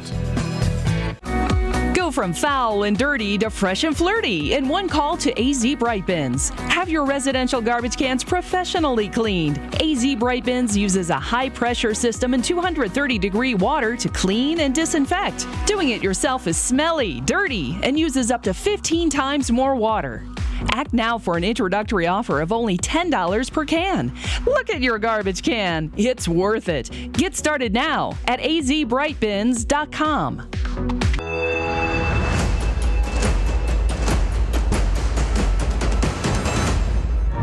Want to welcome you back here to the top of the 4th inning at Mingus Union High School for our 4A playoff softball matchup. The number 4 Mingus Union Marauders, currently our score is 0-2 as the Paradise Honors Panthers lead the Mingus Marauders 2-0. There you go. That was kind of confusing. It was. We're going back in the top of the 4th inning. Josephine Horgan, Cassidy Martin, and Sienna Elliott are the 1-2-3 here for the Panthers in the top of the 4th. The Panthers do lead the Marauders 2-0. First pitch is away from new catcher Sydney Stapleton. The count will go to 1-0 on Horgan. Horgan was 3 for 3 Saturday in the first round of the playoffs. Pretty impressive. Doesn't have an at-bat so far this game because of the sacrifice bunt. 1-0 count on the way, and that'll go foul, and the count will go to 1-1. Didn't Horgan ground out to? No, that was a sacrifice. Oh, good point. Good. Yeah, that's right. That's right. Not a net bat. That is true. So 1 ball, 1 strike here with no outs. In the top of the 4th inning. The 1-1. Popped up. Gordon comes over from first to make the catch for out number 1. And I'll tell you what, Alexis Erzman would love a 1-2-3 inning to give the Marauders some momentum going into their half of the 4th. And what a good start so far. Erzman would lead off the bottom of the 4th nonetheless, yes, too. she would. You get one on, get Erzman on and try to bring her around to score. Cassidy Martin will stride in. Martin struck out in the 2nd inning. 1 down here for the Marauders in the top of the 4th. First pitch on the way, hits the inside corner for a strike. She was 1 for 3 against Swarita and the Mustangs. They had 15 hits in that game. 11 runs, 8 RBIs, so they got 3 unearned runs, but 15 hits last Saturday. Erzman, the 0-1 on the way, swung on and missed. The count will go quickly to 0-2. Erzman has not gotten a strikeout since the 2nd inning and is in a good position here to get it. It'll be her 5th on the night and 2nd of the game, or excuse me, 1st of this inning. The 0-2. That one a little high, and the count will go to 1-2. Everybody held their breath on that one.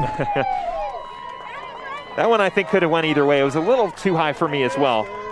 So 1 ball, 2 strikes here. Erzman looking for another K and the 2nd out of the inning. Will she get it on 1-2? Got her swinging for the first strikeout of the inning. That is Erzman 5th. 2 down for the Marauders. Winds are settling down out here.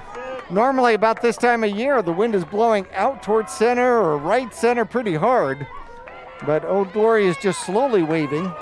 A very patriotic wave here at Mingus Union High School. I noticed that the flag always seems to do this during the national anthem as well. Yes, it does. We have it trained that way. First pitch is in for a strike against Sienna Elliott. 2 down for the Marauders here.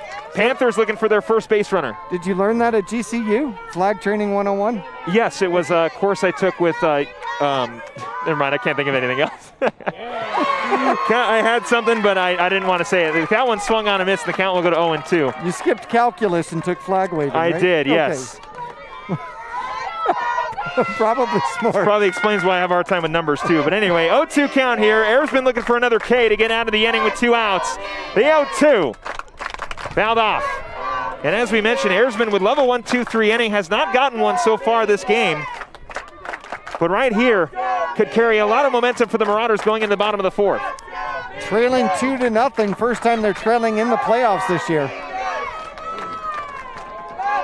Erzman, the 0-2 on the way to Elliott to try to get out of the inning. The pitch inside, and the count will go to 1-2. Goodness.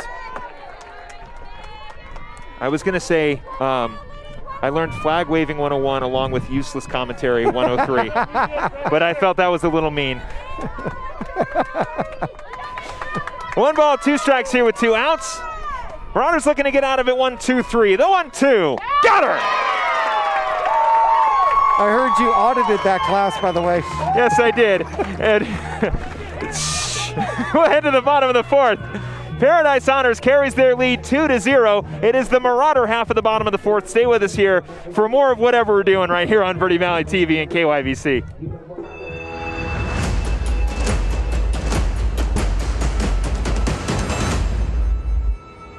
The most common reasons for bankruptcy are unforeseen circumstances like tragedies, illness, unemployment, and foreclosures. I'm Michael Gordon. We understand your situation and your need to look at all the alternatives. Call Gordon & Gordon for a free, non-judgmental bankruptcy or foreclosure consultation. Ask about zero-down bankruptcy options. Gordon & Gordon Attorneys at Law. Trust well placed.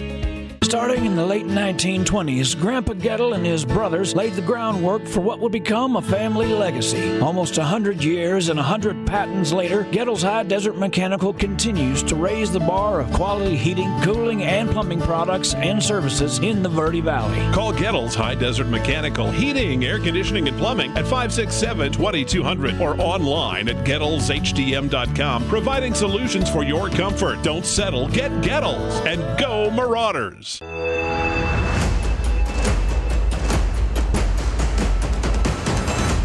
Texas Airsman leads off the bottom of the 4th inning and pops up to the center fielder on the first pitch. So the Paradise Honors Panthers have 1 out as they lead the Mingus Union Marauders 2-0 in the bottom of the 4th inning. Marissa Vaca at the plate, Philip Katafamo and Jackie Bessler on the call. Vaca watches the first pitch, in for a strike. Romero's been pretty consistent with that first pitch strike. Yes, she has. Vaca waiting the second offering here, the 0-1. Slow roller will go down the third base line, but foul, and the count will go to 0-2. Vaca struck out in her first at-bat.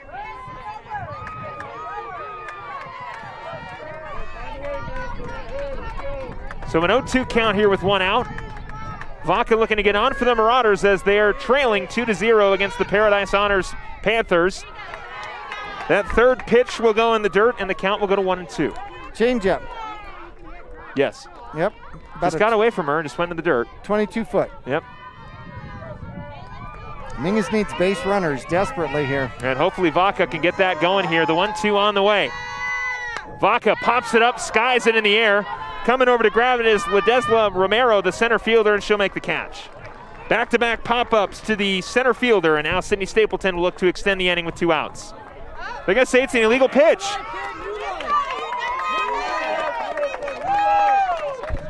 So let's try it again here.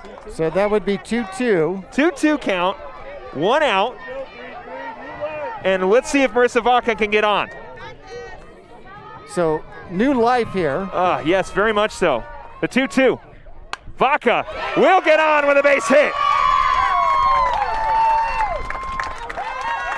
We talked about Romero and this illegal pitch issue and how it might come back to bite her a little later in the game, and she had a pop-up out that now has resulted in a base hit. Now Romero, credit to Romero, she has been pitching very well, and the Marauders have not gotten past second base.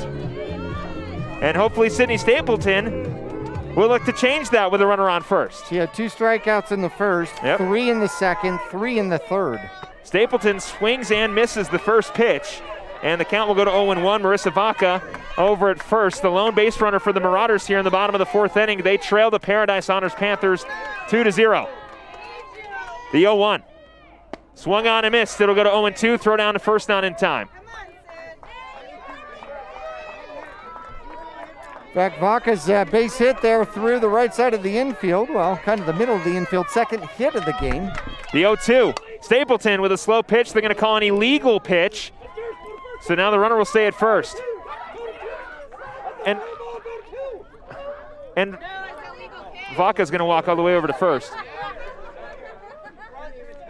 So Stapleton will be up at the plate. The count goes to 1-2 on the illegal pitch. That's the first time I've actually seen the illegal pitch call.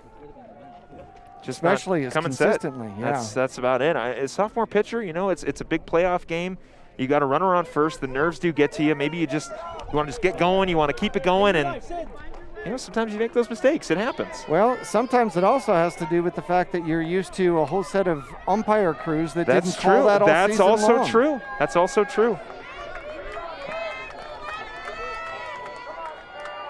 But regardless, though, like we mentioned, Romero pitching very well. 7 strikeouts so far through 3 innings. The 1-2 to Stapleton is going to go off the end of the bat, but it will go foul, and the count will remain 1-2. Vaca was running on that pitch. She can go the other way with it. The Marauders do not need a home run. No. If they can cut into the deficit here before we head into the top of the 5th inning, that's a win in my book. Of course, a home run would be great, but chipping away here might be the tactic Coach Brown needs to use. The 1-2. Stapleton pops it straight in the air. Third baseman Martin will call off the runner. It's going to fall. The throw to second is in time. They will get Vaca out at second. As a little miscommunication between the third baseman and the shortstop. Stapleton does get on the error. But unfortunately, Vaca, who had to stand in the middle because it was a fly ball in the infield, is out at second. She had to be much closer to first base. She was not able to. Now, why didn't they call that an infield fly rule anyway? Well, there's not a runner there. What is it, first and third? Well, you had a runner at first. You had the force out. But you didn't have a runner at third. So there was a base for her to advance to. So Copeland strides in here. Count will go to 0-1. Second offering on the way to Mallerie Copeland. Throw down to third is off the line. Stapleton's going to take out the second. She may get an opportunity at third. Stapleton stumbles around second, but she's still on her feet. She will stay at third base and stay at third base. And the Marauders have a runner at third.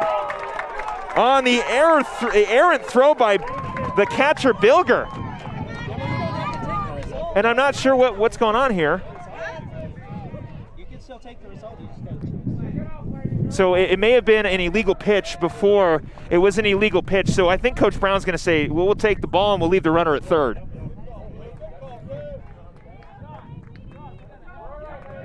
Does he have a choice, though? I believe he does. Yeah, he definitely does. So the count should go 1-1. He doesn't know. We're still waiting here. Mallerie Copeland is still at the plate for the Mingus Marauders with 2 outs and a runner on third. The 0-1. Copeland swung on and missed. The count will go to 0-2. Or 1-2, I'm sorry. So Copeland's got to protect with the Marauders down 2 here with 2 outs in the bottom of the 4th. Looking to cut into the deficit and finally get to Samara Romero. The 1-2. Foul. And the count will remain 1-2.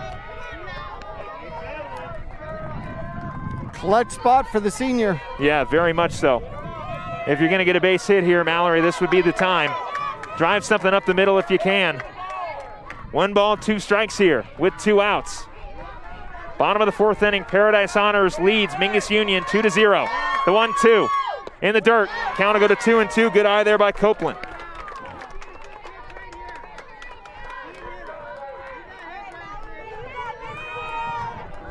Two balls, 2 strikes here. Copeland looking for something to drive with 2 outs. The 2-2. Slow roller. Second baseman will bobble it. Copeland's going to try to beat the throw. She's safe. Stapleton scores, and Copeland will get on with the error. Marauders have struck in the 4th. As Copeland comes up clutch. And now Tabby Freeman will stride in with 2 outs. Cut the lead 2-1. Yeah, we talked about it. Little help from some errors out there in the field. Yeah, a bit of a bobble there from Horgan. Maybe she was going for the flip before she had the ball in her hand. And now Kiki Saravo will go and pinch run at first for Mallerie Copeland. She will, I'm sorry, did I say hit? I meant she'll courtesy run for Copeland, and we'll see if it'll be a substitution. Kiki has some time at third base. We'll see what Coach does.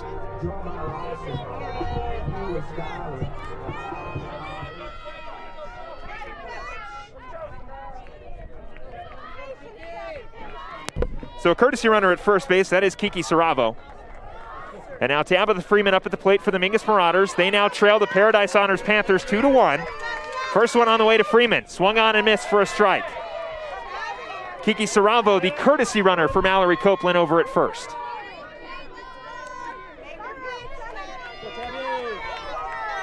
The 0-1 on the way to Freeman. Swung on and missed. The count will go to 0-2. Saravo's got 1 stolen base on the season, but an 0-2 count may take away the run. We'll see what Romero offers Freeman on 0-2, the pitch. Freeman in the left. It'll fall. Freeman with a base hit. Coming around and scoring is Saravo. Tabby Freeman ties it up with a double. The smallest on the team with the biggest bat.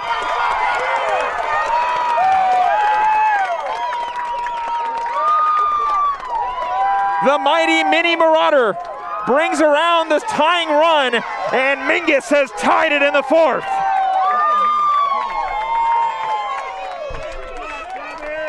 Just got around on that one, started swinging early. And she got a hold of one into left field.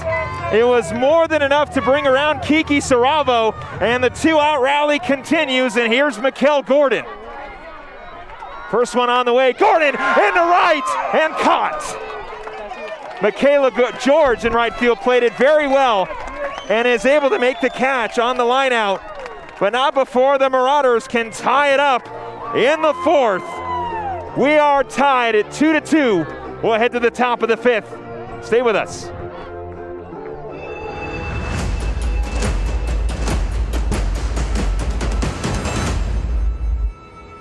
Lawler Construction has been a premier local builder of custom residential and commercial projects for 36 years. Using green construction methods, Lawler Construction builds efficiency into every custom design.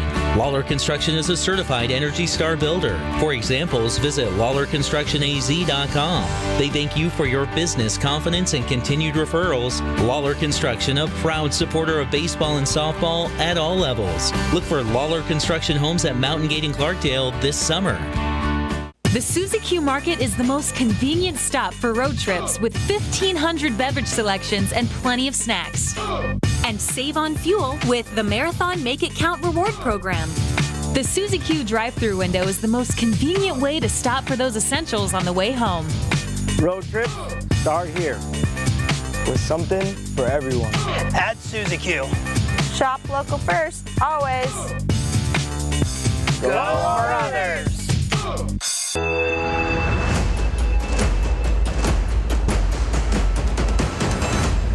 It'll be Michaela George, Ledesma Romero, and Briley Bilger here in the top of the fifth inning for the Paradise Honors Panthers. Our score, 2-2, and Tabby Freeman coming up clutch with a base hit in the previous inning. Just told by the score that Mallerie re-entered the game back at third. Okay. George got on with a walk and came around to score in the first inning. First pitch swung on and missed. And the count will go to 0-1. Paradise Honors saw their lead squandered in the bottom of the fourth inning, and here in the top of the fifth, we will see what they have in store for the Mingus Marauders here. The 0-1 on the way to George. Inside corner, in for a strike, and the count will go to 0-2.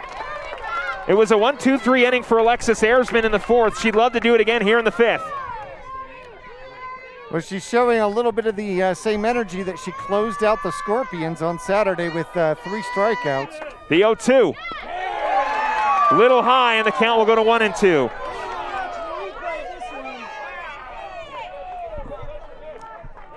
Mingus faithful wanted that call. It was close, I'll say that. 1 ball, 2 strikes here with no outs. Ayersman looking for her first strikeout of the inning. The 1-2. Got her. 1 down for the Marauders, and now Romero will stride in with 1 out.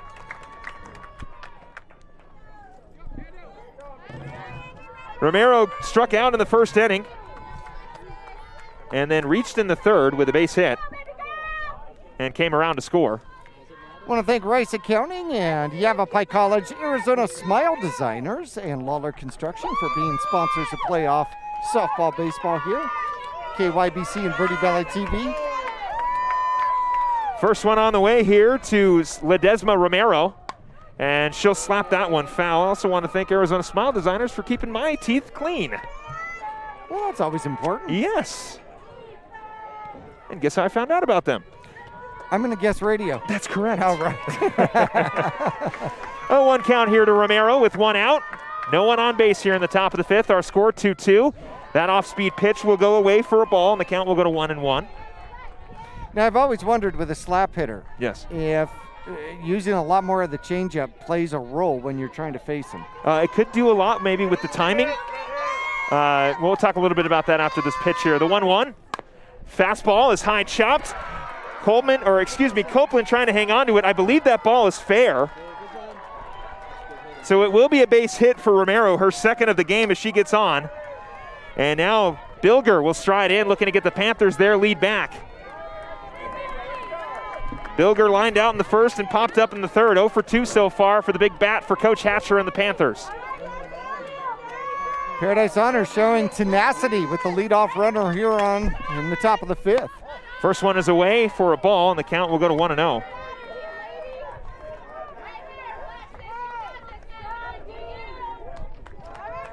One out in the inning for the Marauders here in the top of the fifth.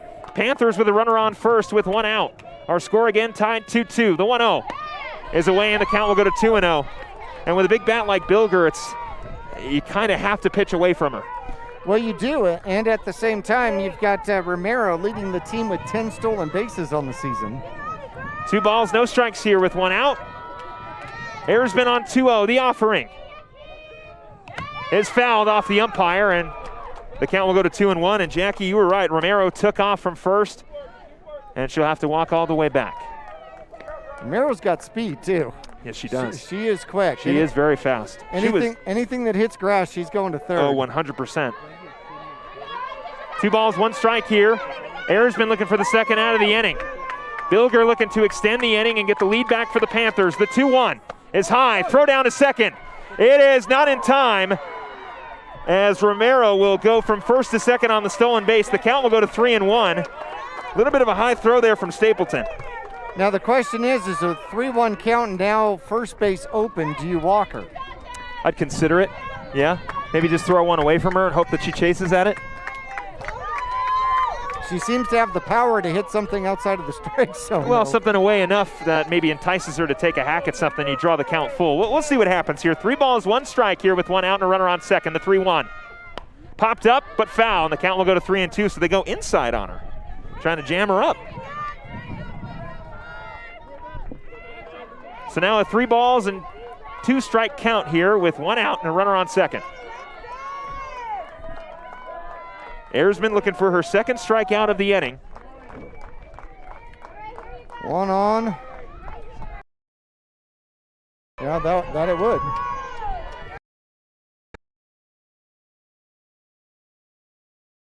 Three balls and 2 strikes with 1 out. Got her! Huge out for the Marauders. 2 down. Oh, I should say an even bigger bat is coming up next in Emily Morales, who has a triple and a double. Went to third on an error in the third. This is who I would walk. Right. Yeah, with 2 outs. They're going to pitch her outside again. Yeah, they're going to try to get her to swing. First one on the way. Outside corner does not get the call. Yes, never mind, they do. Count will go to 0-1. Late strike call from the home plate umpire.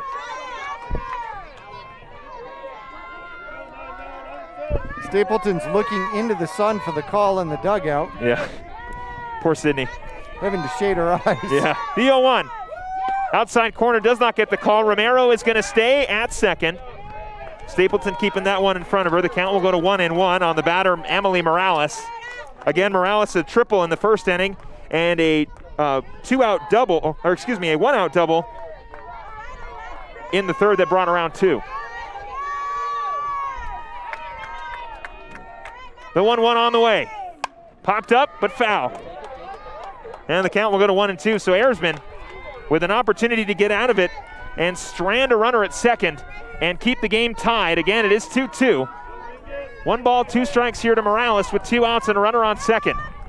The lefty went to the left side of the field twice. Both contacts, both base hits. Erzman, the 1-2 offering. The pitch.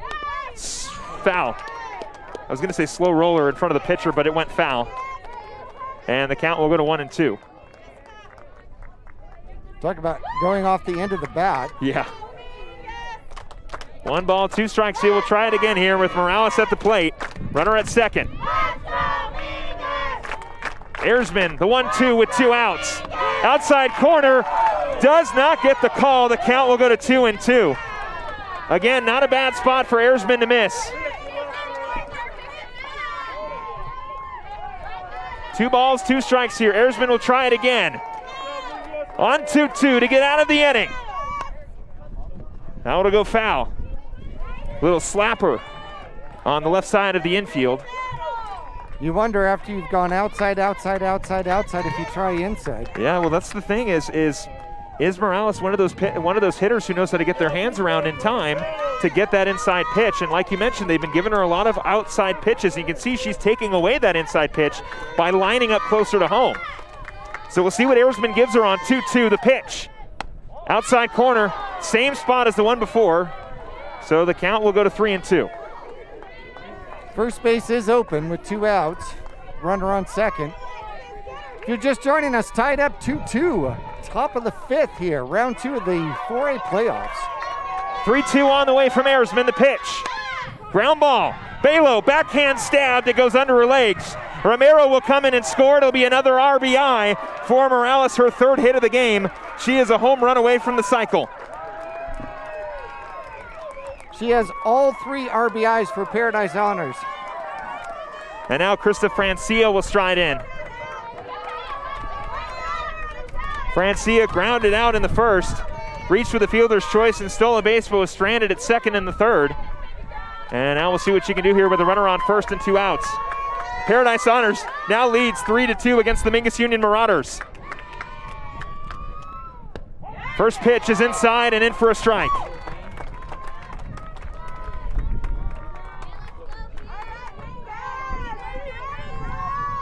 Now, mind you, I want to remind everybody, this Panthers team is accustomed to scoring 17 per game per average. The 0-1 has popped up. Copeland trying to make a play on it to get out of the inning. She will not. And the count will go to 0-2. So being this late in the game with 3 on the board, this is quite different for Paradise Honors. Yes, very much so, in a very close game between these two teams. The Mingus Union Marauders from the 4A Grand Canyon region and the Paradise Honors Panthers from the 4A Southwest. Erzman trying to get out of it on 0-2. The pitch popped up, and Copeland cannot track it down, so it'll go foul again, and the count will remain 0-2. Life again for Francia. Feels like she's been on an 0-2 count for about 5 minutes. Yeah, very much so. So no balls and 2 strikes here. Runner on first with 2 outs. Paradise Honors 3, Mingus Union 2. Erzman trying to get out of it. The 0-2. Outside corner ball, throw down to first is not in time. Count will go to 1-2. They were going inside, tried outside. So we'll try it again here with 1 ball and 2 strikes with 2 outs here in the top of the 5th. 3-2, Paradise Honors over Mingus Union. The 1-2. Slapped in right field, it'll fall. Freeman will pick it up in right field. It'll be a base hit for Francia. Morales will move to second. And now Samara Romero, the pitcher, will get an opportunity to help her own cause with runners on second and first. And only 2 outs in the inning. She walked in the second, struck out, swinging in the third. Erzman's had quite a bit of traffic on the base pass here today. Yes, she has. Of course, in the first inning, was able to strand 1, was able to strand 1 as well in the second. And then since the third, Paradise scored in the third inning and scored here in the 5th, and then went 1-2-3 in the 4th. That first pitch swung on and missed by Romero. The count will go to 0-1. 3 hits in this inning. 2 strikeouts, 3 hits. All singles. Romero waiting the 0-1. The pitch is high, and the count will go to 1-1.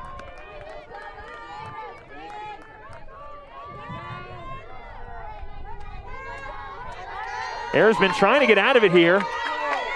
Paradise Honors 3, Mingus Union 2 here in the top of the 5th. The 1-1 on the way to Romero. The pitch swung on and missed. It'll go to 1-2. Panthers scored twice in the third, once here in the top of the 5th for their 3 runs. Erzman, the 1-2, trying to get out of it with 2 outs. The pitch. Ground ball. Picked up by Vaca. Throw on to first is in time, but not before the Panthers can reclaim their lead. We head to the bottom of the 5th inning. The Mingus Union Marauders 2 and the Paradise Honors Panthers 3. Mingus will be up to bat. Stay with us on Verde Valley TV and KYBC.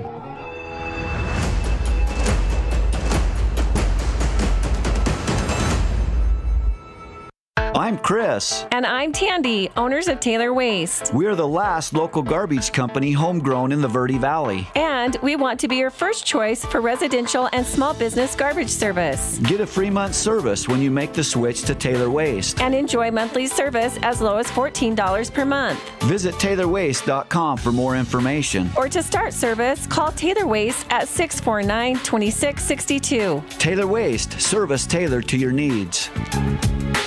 When you buy a vehicle from Hyundai of Cottonwood, you'll enjoy thousands of trouble-free miles.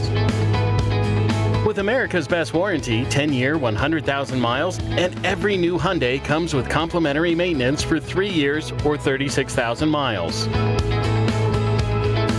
Driving a Hyundai will give you peace of mind. Remember, a better commute starts with a better car. Hyundai of Cottonwood, serving the Verde Valley and Quad Cities.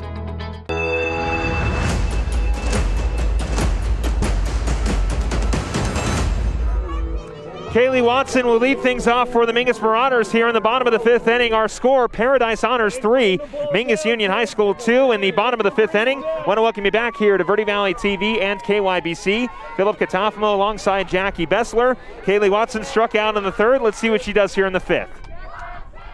Watson watches the first one away, and the count will go to 1-0. Marauders finally bringing around a couple runs in the 4th inning on 2 hits. They bring around 2. Now they are down by 1. The 1-0 is away, and the count will go to 2-0. So Mingus trying to tie things up once again. Well, the hope here is that Paradise Honors hasn't played an awful lot of 7-inning games. That is true. 2-0 on the way to Watson. In for a strike. And let's not forget, that game against Swarita, Paradise Honors didn't start scoring until right about this time. Right, exactly. They found a little bit more offense here today against Alexis Ayresman, as the 2-1 is given to Watson. She fouls that one off, and the count will go to 2-2. So, yeah, Jackie, in a lot of ways, Paradise Honors is getting their first taste of late-inning softball, or at least past the 5th. And close games. And close games, exactly. 2-2 on the way to Watson. Off speed, beautiful pitch from Romero to get her swinging. 1 down for the Marauders here in the 5th, and Ella Balo will stride in. Balo 0 for 2 so far. Both at-bats resulted in strikeouts. I started swinging at that pitch in my mind about 3 times. Excuse me, it is an illegal pitch. So Kaylee Watson will get another opportunity here. The count will go to 3-2. Oh my goodness. Strikeout goes off the board. Well, they took advantage of it last time, as Vaca was able to get on to start the offense for the Marauders in the 4th. And Watson now with a similar opportunity. She fouls off that 3-2 offering, and the count remains 3 balls and 2 strikes. Watson got to protect. 3-2. Watson fouls that one off as well. So at this particular junction, you have to start wondering how many extra pitches have the Panthers thrown because of the illegal pitch. That is really true, and we talked about it early on about the sophomore and that issue, and it's starting. It really has only hurt them once, and it was the last inning. But Watson with an opportunity here to take advantage. 3 balls and 2 strikes, no outs here in the bottom of the 5th. The 3-2. Watson, ground ball off the glove of the second baseman. Watson will reach. So a strikeout turns into an infield single. And once again, an out has turned into a base hit due to an illegal pitch. And now Ella Balo will stride in with a runner on first and no outs. Very possibly your best bunter on the team as well. And this would be a big opportunity for Ella Balo to move Watson into score with Alexis Ayresman, with Mackenzie Figge on deck. First one on the way to Balo. She will drop down the bunt, and it will go foul. And the count will go to 0-1. Martin is playing about 45 feet from the batter and charging. Oh, she knows. Both the corners are in. They know if that bunt comes, they're going to be ready for it. The 0-1 on the way. Balo going to try to bunt again. She'll get it down. Balo's going to try to beat the throw to first. It is not in time. It is in time. Balo is out at first, but does her job and moves Watson over to second. That leaves Figge and Ayresman an opportunity to tie this one up. So if Figge can get on, Ayresman with a big bat gives the Marauders an opportunity, and Ayresman does have a base hit, but we'll see what Mackenzie Figge can do. Figge got on with a walk and was caught stealing at 3rd and then struck out in the 3rd. 1 down here with Watson at 2nd. Again, Paradise Honors 3, Mingus Union 2 here in the bottom of the 5th inning. Figge's got pop too. She's got 20 hits on the season, 5 doubles, a triple, and 2 home runs. First one on the way. Figge watches that one in for a strike. Hey, go with that, kid. Hey, go with that ball, kid. Once again, another first pitch strike from Romero. The 0-1 on the way here to Figge. Chopped foul, and the count will go to 0-2. Now she's got to protect. 3-2, bottom of the 5th. Mingus has got a runner on second, trying to tie this one up. Figgy awaiting the 0-2 offering with one out. Smacked in a straightaway center. We'll see if it falls. It does. Coming in and scoring is Watson. Mackenzie Figgy, an RBI double. She'll stay at second. Mingus has tied it once again. When they've needed hits, they've got them. It was Tabby Freeman last inning. It was Mackenzie Figgy this inning, and the lead runner is up at the plate.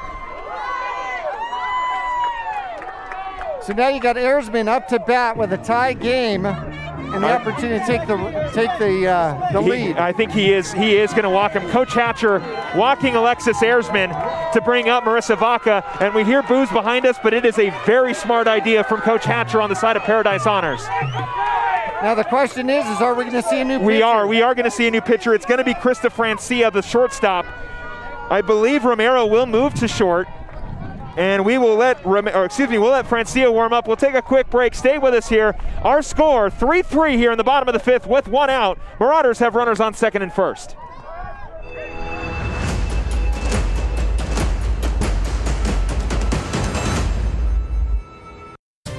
The mouth is the gateway to the digestive system. Studies indicate a correlation between oral health and full body health. Regular cleanings and checkups can help protect you. New patients are welcome at Arizona Smile Designers in Cottonwood. There's a full smile worth of services all offered under one roof. Whitening and cosmetic to implants and smile reconstruction. Find out more or request an appointment online at azsmiledesigners.com. From the Glen Canyon Dam to the corner sidewalks, Salt River Materials Group, Phoenix Cement, has helped build Arizona and the Southwest since 1959. Much like the products they provide, Salt River Materials Group, Phoenix Cement, has a strong sense of community and contributes to it in meaningful ways. Phoenix Cement is considered a premier employer and community supporter and would like to thank their friendly neighbors for 6 decades of continued support. Think harder, think concrete.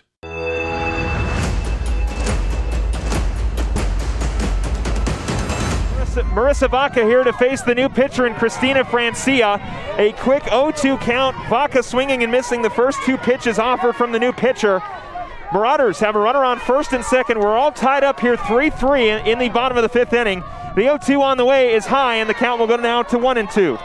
Francia comes in with an ERA of .27, 25 2/3 innings pitched, giving up 8 hits, only 1 run, 1 earned run, 2 walks. Mingus looking to ruin that stat sheet as Vaca lines one right to the third baseman. A great catch. They will double up the runners, and that will end the inning. A great play from Martin to Morales.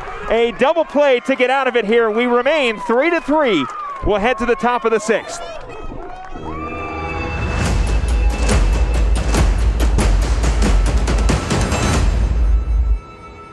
Two things we can count on every year: a new set of tax rules and great weather here in northern Arizona. Jackson Hewitt Tax Service, locally owned and operated by Lewis Rice since 1997, is here for you all year long. Your neighborhood Jackson Hewitt Tax Office will help you in all of your taxing situations. Electronic filing is always free with your tax preparation at Jackson Hewitt Tax Service. Get more in return. Call 1-800-234-1040 for an office near you. Balancing your family, finances, and future is a lot of responsibility. Let Jennifer Griffin and her team at State Farm help. Jennifer Griffin is an Arizona native and a Mingus graduate, as well as a third-generation State Farm agent, serving you in the same Main Street location for over 35 years. Jennifer Griffin and her team want to wish all of the Mingus athletes the best of luck this season. Go Marauders! Jennifer Griffin and State Farm Insurance, here to help life go right.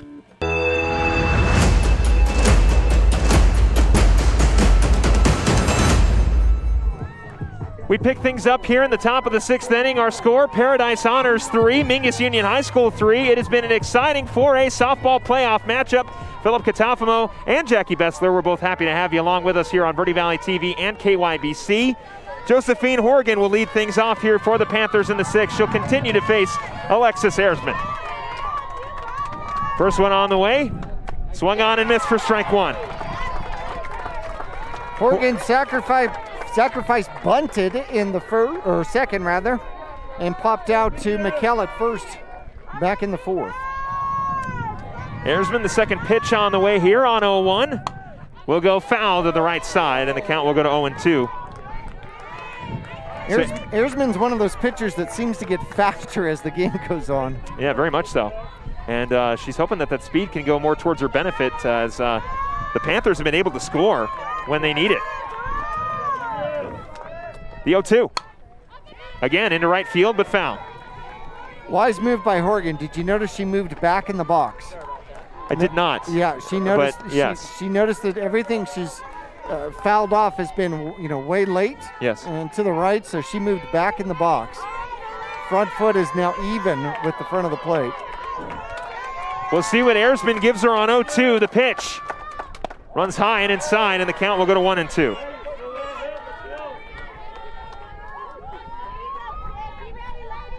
One ball, two strikes here, no outs in the top of the sixth inning. 3-3 our score. Horgan up at the plate for the Panthers. The 1-2, cut on and missed. One down for the Marauders. And now Cassidy Martin will stride in. Ninth strikeout in the game so far here for Ayersman. Martin has been a victim twice. Yep. Yeah, Martin 0 for 2 so far, looking for her first base hit. Made a great play at third base to double up Alexis Ayersman over at first. And we'll see if she can beat Ayersman again, or if Ayersman will win the battle once again. First one on the way. Slow roller, but it will go foul down third base line, and the count will go to 0-1. She took something off of that. Yeah, she did. And Martin adjusted for the most part, just didn't swing in time, I guess. Well, or a little early. Yeah, a little early. Couldn't slow up the bat enough. Correct. Ayersman's second offering here on the way to Martin. The 0-1 with one out. High, and the count will go to 1-1. I will say the Panthers are disciplined. They do not go after those high pitches. Yeah, Coach Hatcher has got himself a smart team up at the plate and in the field. One ball, one strike here with one out. The 1-1 on the way here to Martin. Outside corner, got the call. The count will go to 1-2.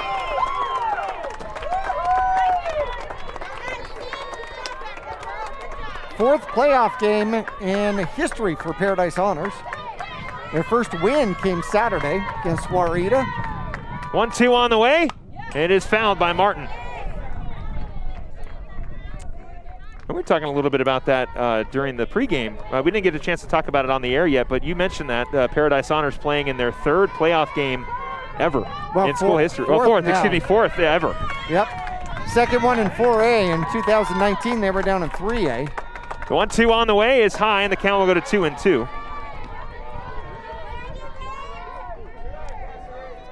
In 2019, when they went to the first round of the playoffs, they lost to Juarita. And they got their revenge. We did talk about that. They did. Both teams moved up to 4A. The 2-2.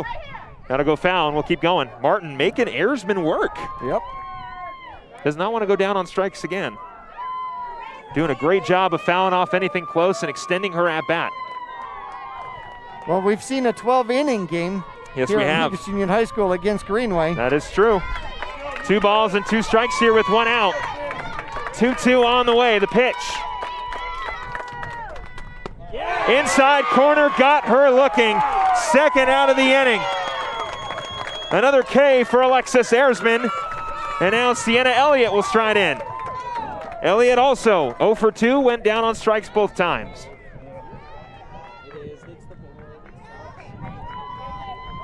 Two down for the Marauders. Again, our score 3-3 here in the top of the sixth inning. Elliott, the batter for the Panthers. First one on the way. High for a ball.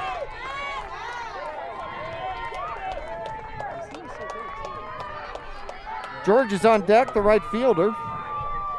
She walked and struck out so far in this game. 1-0 on the way. Check swing, yes she did. And the count will go to 1-1. It was this part of the lineup where Ayersman was able to get her 1-2-3 inning. Exactly. And right after that, Mingus was able to tack on a few runs. We'll see if Mingus can do that here. The 1-1 on the way. with 2 outs. That'll hit the outside corner, but go for a ball, and the count will go to 2-1. Good miss. Very good. It's been a lot of good misses. Absolutely, and that just depends on the umpire. Some umpires are going to give that to you. That is true. The 2-1. Popped up. Vaca trying to track it down. They can't. Watson will pick it up in center field. It will be a base hit with 2 outs for Sienna Elliott. She gets her first of the evening, and Michaela George will stride in. She muscled that thing just over second base. It landed in the dirt, but that was a seeing eye pop ball. Yeah, it really was. You can see it there on your screen. If you're watching on Verde Valley TV, it was a bloop single right over the second base. 1 on, 2 outs. A long 2 outs with a runner on first. George hitless so far. First one on the way. Inside for a strike.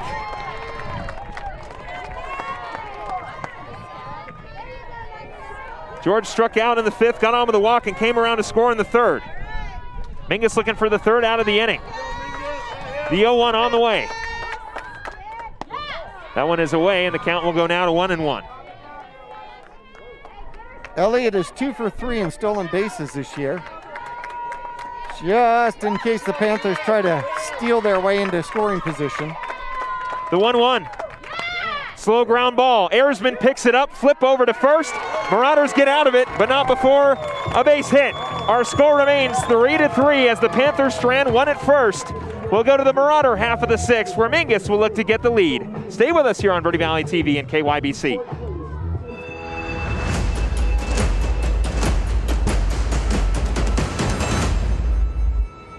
When you buy a vehicle from Hyundai of Cottonwood, you'll enjoy thousands of trouble-free miles.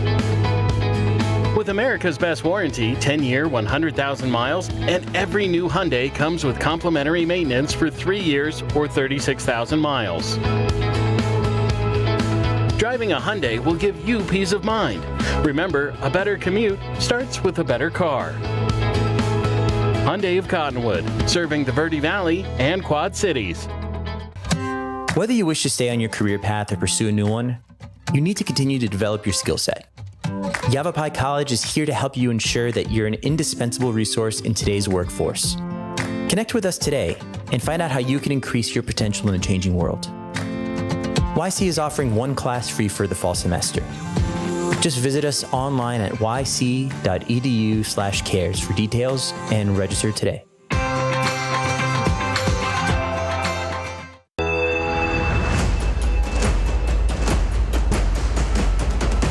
Sydney Stapleton, first pitch swinging right to the pitcher for the first out of the bottom of the 6th inning. If you're just joining us, our score is 3-3. Paradise Honors 3, Mingus Union High School 3.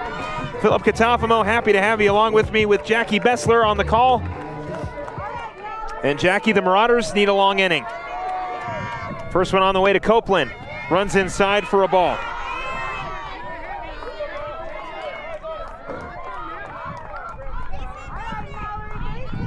So a 1-0 count here to Mallerie Copeland with 1 out. Off the liner, right back to the pitcher from Stapleton to lead off here in the bottom of the 6th. 1-0 is away, and the count will go to 2-0. So to close the book on Romero, the starting pitcher for the Panthers, 5 1/3 inning, 5 hits, 3 runs, 2 walks, 8 strikeouts. Copeland awaiting the 2-0. Slow roller, it's going to stay fair. Copeland, it will stay fair, and she's safe. They're going to say Copeland's safe. She will reach first. So I think what they're saying is the fielder came into the running lane. I would too if I had the ball. Well, I would too. That's so weird. We might need some clarification on that one, as the home plate umpire and the first base umpire will talk. And here come all the umpires to discuss. So for now, Mallerie Copeland is at first, and Tabitha Freeman is up at the plate. Boy, Freeman had a 2 RBI double. Yeah, it was a huge hit for Tabby Freeman. And, you know, she's really turned it on at the back end of the season, coming in and taking over right field for the injured Cameron Jones. And Copeland is safe, by the way. And Freeman, I mean, you see why Coach Brown keeps her in the lineup. She had a great hit down left field line. And the Marauders would love another one. So Freeman will stride in. Copeland is on. First one on the way. Freeman watches that one high. And the count will go to 1-0. Her double was actually courtesy of the way the outfielders are playing. They're playing shallow again. Freeman a slow roller. That one will go foul, and the count will go to 1-1. In fact, Figgy's double, although that did split the outfield. Even if you were playing deep, that nobody would have caught that one. Freeman awaiting the 1-1 here with one out. Freeman a slow roller. Coming up to get it is Martin, the third baseman. Throw to first is in time, excuse me, for the second out of the inning. But Freeman moves the runner to second. Puts the leading run in scoring position here for the Marauders. And if Mikkel Gordon can send one deep into the outfield, as we'll see if Kaya Soki comes in to pinch run, or a courtesy run, I should say. And yes, instead it's going to be Kiki Saravo again with a runner in scoring position, and Mikkel Gordon up at the plate. Anything deep into the outfield. Coach Brown giving himself an opportunity to score late. Well, it worked last time. Saravo scored the last time she went as a courtesy runner. Yep. So a 2-out knock here by Mikkel would make the difference. So with 2 outs here, Mikkel Gordon will stride in. Again, our score 3-3 here in the bottom of the 6th inning. Kiki Saravo, the courtesy runner for Mallerie Copeland at second base. Marauders looking to get the lead. First one on the way to Gordon as a slow roller to third. Martin will pick it up in foul territory, so Gordon will go back to the plate. The count will go to 0-1. So Gordon grounded out in the third, but an illegal pitch brought her back into the batter's box, in which she eventually walked, and then she lined out to right field, hit the ball hard, but that time the positioning of the outfielder worked out to their advantage. Michaela George was in the perfect spot to get that one. The 0-1, Gordon fouls that one off, and Saravo's going to have to go back to second. The count will go to 0-2, and now those wins that you mentioned, Jackie, are starting to pick up. Yep, in fact, there's a bag floating out above the tennis courts. It's been there for a while. Gordon trying to bring around Saravo, the 0-2. Off speed, foul tip, stays alive.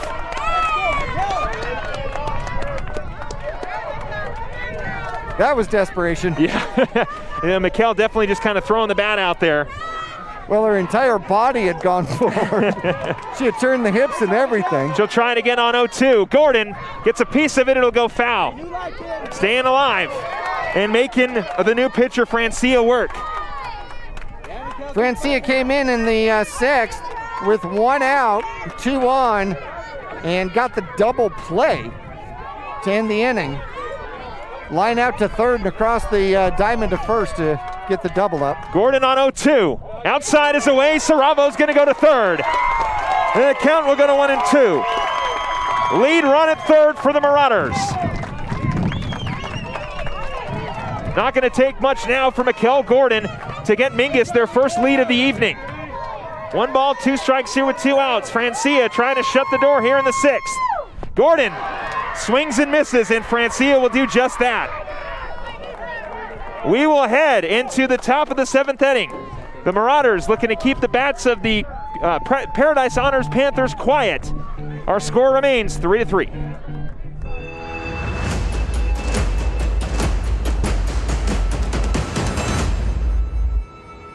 Accidents happen. Red Rock Collision knows that your car is the second largest investment you're likely to make. For over 15 years, Red Rock Collision has been there to negotiate for you, the customer, not the insurance company. John and his staff promise quality repair with honesty and integrity. You can rest easy now. They'll return your car as safe as the day it was built. Go from foul and dirty to fresh and flirty in one call to AZ Bright Bins. Have your residential garbage cans professionally cleaned. AZ Bright Bins uses a high-pressure system and 230-degree water to clean and disinfect. Doing it yourself is smelly, dirty, and uses up to 15 times more water. Act now for an introductory offer of only $10 per can. Look at your garbage can. It's worth it. Get started now at azbrightbins.com.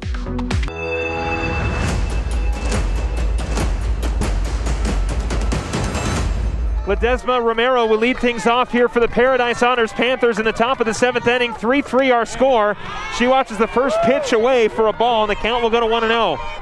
Philip Catafamo alongside Jackie Bessler here on Verde Valley TV and KYBC. It has been an exciting game so far, and we're here in the 7th. Well, Romero's done damage against Mingus. She scored twice. She has singled twice, stole a base. So when she has been on, she has scored. Romero takes the second pitch high, and the count will go to 2-0. Again, no outs, nobody on base as Romero leads things off in the top of the 7th. 2-0 on the way. Bunt not down, but the strike will count. Saravo now in playing third for the Mingus Marauders. Kiki Saravo over at third base, as Jackie Bessler just mentioned. 2-1 count here to Romero. Pitch on the way. Outside corner, the count will go to 3-1.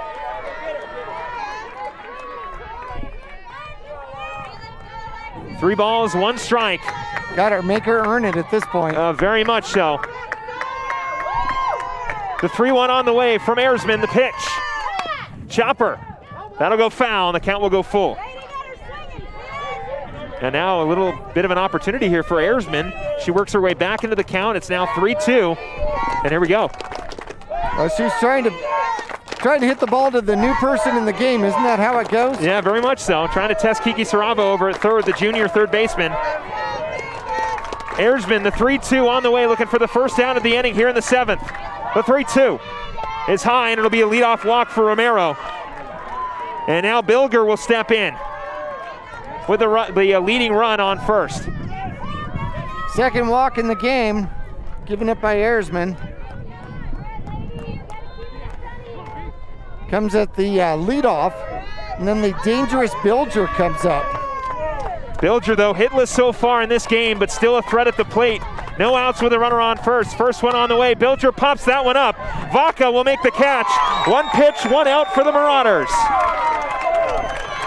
Keeping Bilger off the base pass has been quite a feat. I mean, she's number 1 in RBIs, number 10 in on-base percentage, number 5 in runs, number 1 in home runs. But guess who's up now? Yep, Morales. Who is 3 for 3, a triple, a double, and a single, all in that order. Has all 3 RBIs in the game so far. First one on the way, hits the outside corner, and the count will go to 1-0. And Morales has done a great job of working the count against Erzman. 3-2 count in the 3rd inning, that resulted in a double. 3-2 count in the 5th, that resulted in a single. 1-0 on the way. Morales watches that one in for a strike, and the count will go to 1-1. Let's see if Erzman goes to that inside pitch. We saw her jam up Morales in the previous at-bat. We'll see if she goes back to it here. That was the softest contact we've seen from Morales, even though it did get by Balo at second. The 1-1 on the way. Swung on and missed for strike 2. Morales was looking for the cycle on that one. That was a home run cut. 1 ball, 2 strikes here. Runner on first with 1 out. Mingus looking to keep Morales quiet. The 1-2 into left. That one is going to fall and get past Figgy. Romero around second. The relay throw is not going to be in time. Morales will score. Excuse me, that's Romero who will score. Morales has got the double. Paradise Honors leads.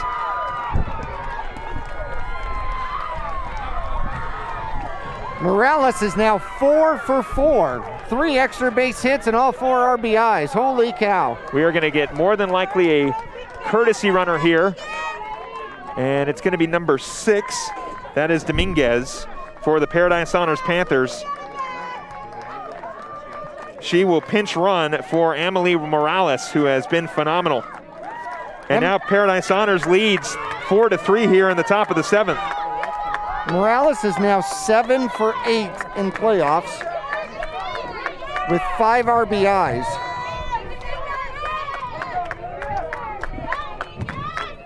So the courtesy runner is at second. Paradise Honors leading 4-3 against the Mingus Union Marauders here in the top of the 7th. 1 out. And Alexis Erzman will try to get to Krista Francia, the new pitcher for the Panthers. Francia's 1 for 3. First one off the hands. Gordon picks it up and will tag the runner for the second out of the inning. But Dominguez will go over to third. So 2 down.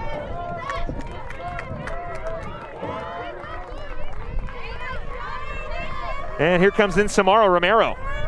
Romero, a walk in the second, a strikeout in the third, and a ground out in the fifth. 2 outs here. Mingus down 1.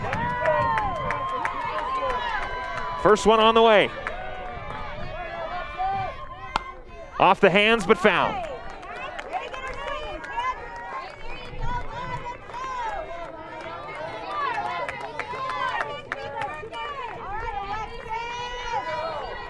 Pretty even game between these two teams, 4 and 5 in round 2 of the playoffs. The 0-1 offering on the way. Romero watches that one inside, and the count will go to 1-1. And it seems a lot like it's chess with these two teams. Somebody scores, the other team ties it up. Well, keeping this run from scoring, leaving it a 1-run game going in the top.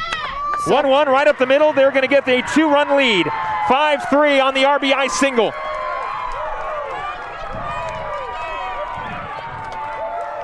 And now Josephine Horgan will stride in with 2 outs, and the Panthers leading 5-3. A trip to Tucson potentially on the line, or a home game for either of these teams.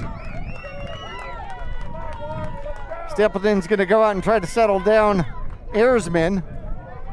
Yeah, Sydney Stapleton going over there, like you said, Jackie, just trying to settle down her pitcher. There's Coach Brown 2 outs. Out too. Yeah, Coach Brown also just going to give Alexis that reassurance that she's their girl in the circle. No doubts about it so far. Paradise Sounders scored 2 in the third. Mingus tied it in the fourth.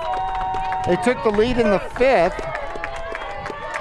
Mingus tied it back up and have retaken the lead here in the seventh, top of the seventh. 5-3. Josephine Horgan will stride in, hitless so far. Runner on first with 2 outs in the top of the seventh. 5-3, Paradise Honors leads. That one off the hands. It'll fall for a bloop single and left. And the 2-out rally continues for the Panthers. And now Cassidy Martin, who is also hitless, will come in.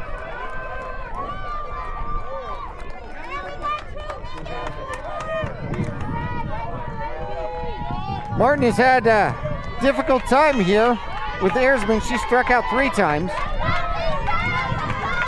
Runners on second and first with 2 outs here in the seventh. Paradise Honors looking to extend their lead more. They're up for 5-3. First one swinging for Martin, it'll go foul.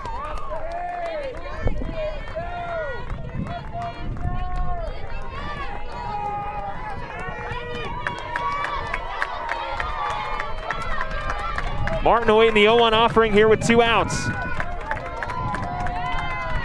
The 0-1 swung on and missed for strike 2.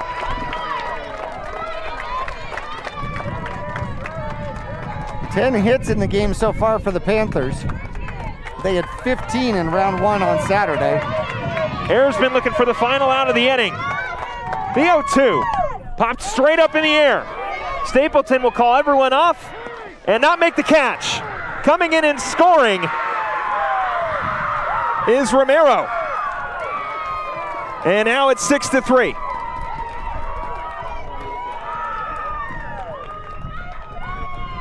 That was tough. Looking into the sky, going straight up. Sometimes that would be better if the first baseman or third baseman would have an angle at it coming in.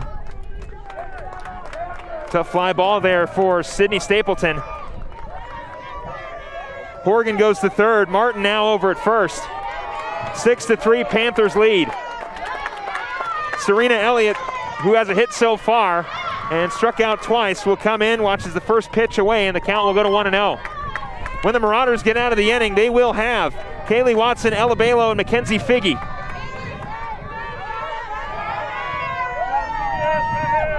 The 1-0. Into right, but foul.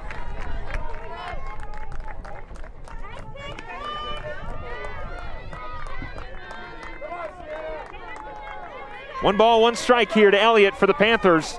Again, runners on third and first. 2 outs. Panthers lead Mingus 6-3 in the top of the 7th. The 1-1. Slow roller, but foul again. 1-2 count.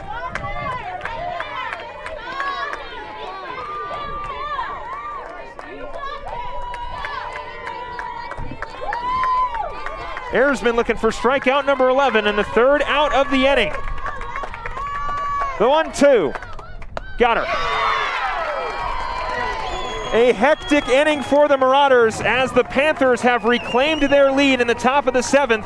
Our score is 6-3. We head to the bottom of the 7th inning where we will answer the question, does Mingus have a miracle in him? Stay with us here on Verde Valley TV and KYBC.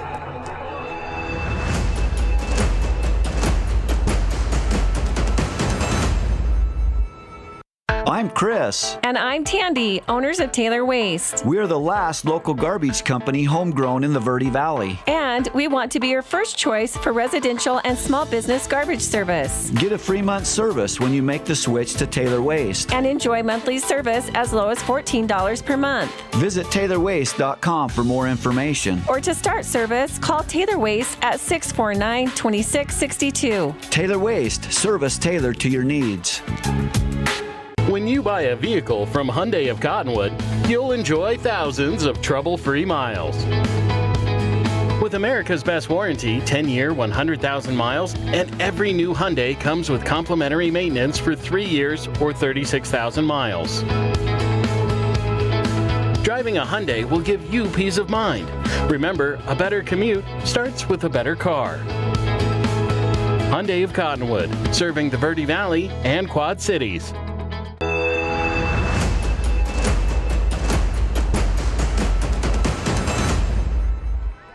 Kaylee Watson sees the first pitch and takes it for a ball and now fouls off the second offering from the pitcher Krista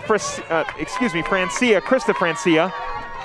Paradise Honors leading 6-3 against the Mingus Union Marauders here in the bottom of the 7th inning. The 1-1. Watson watches that one in for a strike. And the count will go to 1-2.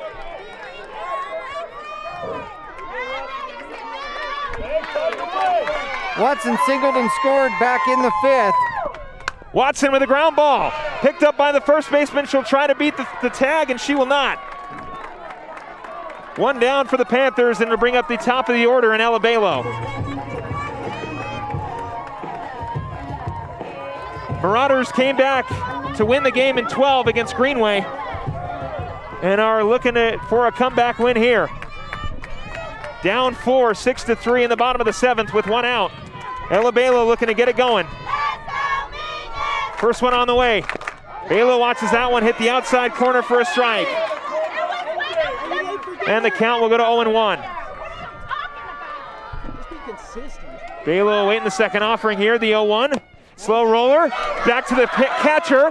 Throw to first is in time for out number 2. And now Mackenzie Figge will step in as the possible final out for the Marauders here in 2021. She walked in the first, got caught stealing third, struck out in the 3rd, and doubled with an RBI back in the 5th. First one on the way to Figge is away for a ball. Alexis Ersman waiting on deck.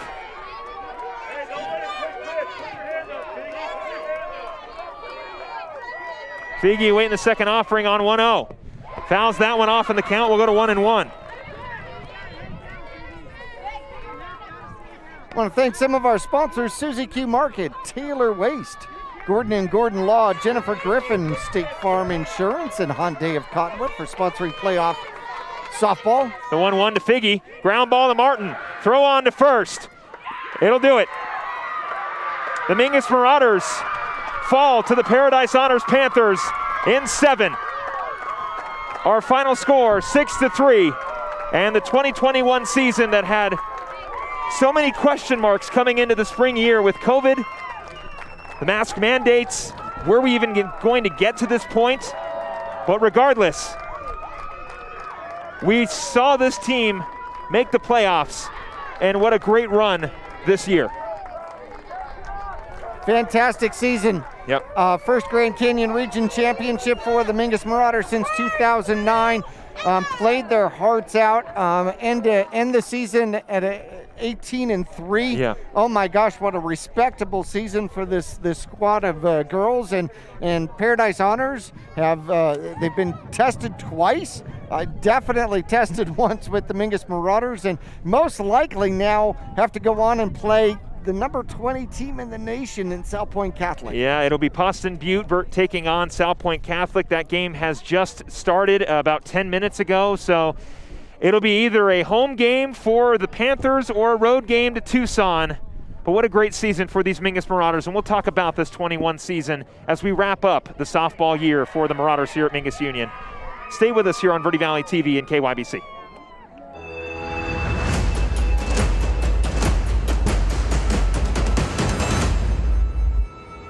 The most common reasons for bankruptcy are unforeseen circumstances like tragedies, illness, unemployment, and foreclosures. I'm Michael Gordon. We understand your situation and your need to look at all the alternatives. Call Gordon & Gordon for a free, non-judgmental bankruptcy or foreclosure consultation. Ask about zero-down bankruptcy options. Gordon & Gordon Attorneys at Law. Trust well placed. Starting in the late 1920s, Grandpa Gettle and his brothers laid the groundwork for what would become a family legacy. Almost 100 years and 100 patents later, Gettle's High Desert Mechanical continues to raise the bar of quality heating, cooling, and plumbing products and services in the Verde Valley. Call Gettle's High Desert Mechanical Heating, Air Conditioning, and Plumbing at 567-2200 or online at GettlesHDM.com, providing solutions for your comfort. Don't settle, get Gettles, and go Marauders.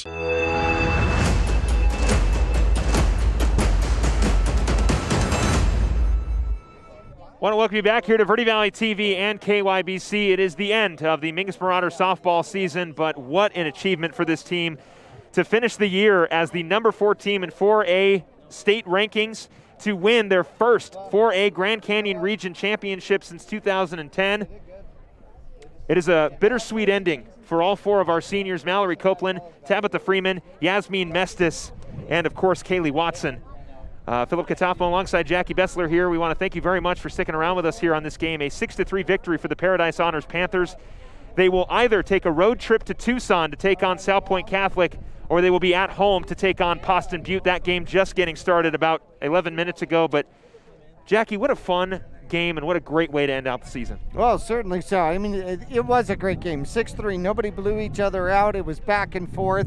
It was 2-0 in the third in favor of Paradise Honors. The Mingus Marauders came in and then tied it up in the 4th inning. And in the top of the 5th, it was 3-2 Paradise Honors. The Panthers took the lead back. Mingus tied it back up in the 5th. We were going into the 7th, tied 3-3, and that's when Paradise Honors broke it up. And 3 unanswered runs in the top of the 7th is the difference in the game and the opportunity to go on. Yeah, very much so. And you know, we talk about that. Some of those opportunities missed for the Mingus Marauders to sort of get the lead early on. Mackenzie Figge getting caught stealing, going from 2nd to 3rd. That takes a base runner off the bags. A few runners being left stranded late in the 6th inning. They had a runner on 3rd, looking to get the lead. Couldn't bring her around to score, and Paradise Honors took advantage. But talking about those Paradise Honors Panthers, Jackie, they're going to have a tough battle, potentially against South Point Catholic or against Poston Butte, depending on who wins that game. But, man, Emily Morales. Oh, wow. Wow, what a game. Holy cow. 4 for 4 here today, 4 RBIs. She is definitely the player of the game. Yeah. In fact, she is now 7 for 8 in playoffs with 7 RBIs. She had 2 doubles and a triple here in this game. The triple in the 1st inning, a 2-run RBI, a 2 RBI double in the 3rd, an RBI single in the 5th, and an RBI double in the 7th. And single-handedly, she was an absolute beast here for Paradise Honors. Yeah, and in the circle, of course, Samara Romero pitched very well for the Panthers, kept the Marauder bats quiet early on. Of course, Mingus ended up striking in the 4th, and then she was taken out to start the 5th inning. But coming in relief, though, Krista Francia did a great job. Yeah, Francia gets the save out here today. Pitched, actually, she ends up getting the win because Mingus did end up tying it up. but she'll get the win. Pitched 1 2/3 inning, gave up 1 hit, no runs, no walks, and 1 strikeout. Romero here, 5.1 innings, 5 hits, 3 runs, 2 walks, 8 strikeouts in a losing effort out here today. Erzman pitched 7 innings, gave up 10 hits, 6 runs, 5 earned runs, 2 bases on ball, and had 11 strikeouts to go along with it. So, that puts Alexis over 170 strikeouts on the season. That is indeed impressive. Yep. We were playing a team that came in batting .506. And there were a lot of questions about if Paradise Honors had been challenged. They won a tough game against Swarita early on. Coach Hatcher and his team has definitely answered the call, and I can tell you the narrative around Paradise Honors is not going to be this team hasn't played anybody. It's going to be this team has played people, and they have come up and won big games. Certainly so. Mackenzie Figge had an RBI double back in the 5th. She was 1 for 3 in the game. Anna Bela 0 for 3 with a sacrifice in the game. Erzman 1 for 2, and then they didn't pitch to her again. No, they did not. They walked her back in the 5th. They had an open base. Vaca ended up 0 for 3 for Stapleton with a run score. She got on an error. So did Copeland, who also ended up 1 for 3 with a run scored in the game. Freeman 1 for 3, 2 RBIs with a 2 RBI double back in the 4th, putting the Mingus Marauders back in this game. Mikkel Gordon 0 for 3 here in the game, and Kaylee Watson 1 for 3 with a run scored. Just not enough for the Mingus Marauders, scoring 3. And I had made mention earlier in the game, or before the game, with a .506 batting average, even though you may not have seen the kind of pitching that you'll see from Erzman out here today, you're going to have to score 4, 5, or 6 runs to win this game, because they're going to score. Yes, very much so. And as we mentioned, the Paradise Honors Panthers will either head on the road to South Point Catholic or get a home game against Poston Butte. We do want to wish Coach Hatcher and those Panthers the best of luck going forward. A great game. It finished out 6-3 if you missed it. A tough loss for the Mingus Marauders. I know, getting a chance to speak with Mallerie Copeland, everything she's worked on and worked through, and it's a bittersweet taste. But on the flip side, Mallerie did get a couple hits. Tabitha Freeman, another fellow senior, got a couple hits. Kaylee Watson got an opportunity up at the plate as well. She got on for the Marauders when they needed it. Coach Brown is going to be returning most of his roster from this season, along with any transfers or any players they happen to pick up along the way. So the optimism is very high at Mingus Union High School, and while it may feel bad now, there is a lot of hope for this team going forward in the next season, and a lot of optimism off of the success of this year. The final Grand Canyon region to depart. That's right. Making it to the Elite 8 is something that you hold your head high. Yeah. You know what? I mean, there's what, 48 teams in 4A, and only 8 of them made it to the Elite 8. Mingus was one of it, and put up a heck of a fight here at home, losing to Paradise Honors 6-3. And it was a tight battle right up until the top of the 7th when they kind of broke it apart. And when you got 3 outs trying to make up 3 runs, just about everything's got to roll your way, and it didn't roll Mingus's way. It was a great 2021 season. I got a chance to see this team from their first game to their last, and they are a fun group of girls to watch, and I look forward to calling games next year for them, and hopefully Coach Brown will get an opportunity to be a bride and not a bridesmaid. But a very exciting 2021 season. Everybody here at Yavapai Broadcasting, Verde Valley TV, and KYBC want to thank Mingus Union High School for allowing us to continue to call these games. I want to thank Coach John Brown for embracing the broadcasts and really kind of just taking us in as one of his own. I wish Mallerie Copeland, we all wish Mallerie Copeland, Tabitha Freeman, Kaylee Watson, Mallerie Copeland, all of the seniors, best of luck. Yasmin Mestis was the one I forgot, but we want to wish them all the best of luck on all their ventures going forward. Same with Paradise Honors. They've got 3 starting seniors who are on their way to the next level to play softball, one of which going to my alma mater, which I'm excited about. But Jackie, this is the end of the season. And Vince Scully had a great saying at the end of Todd Helton's last strikeout, and it's, ain't life the pits. And it sure is, and it hurts now, but we'll look forward to next season, and we look forward to seeing you next season right here on Verde Valley TV and KYBC. That'll do it for the 2021 sports season. I'm Philip Catafamo alongside Jackie Bessler, wishing you a great rest of your week, and we will see you next fall.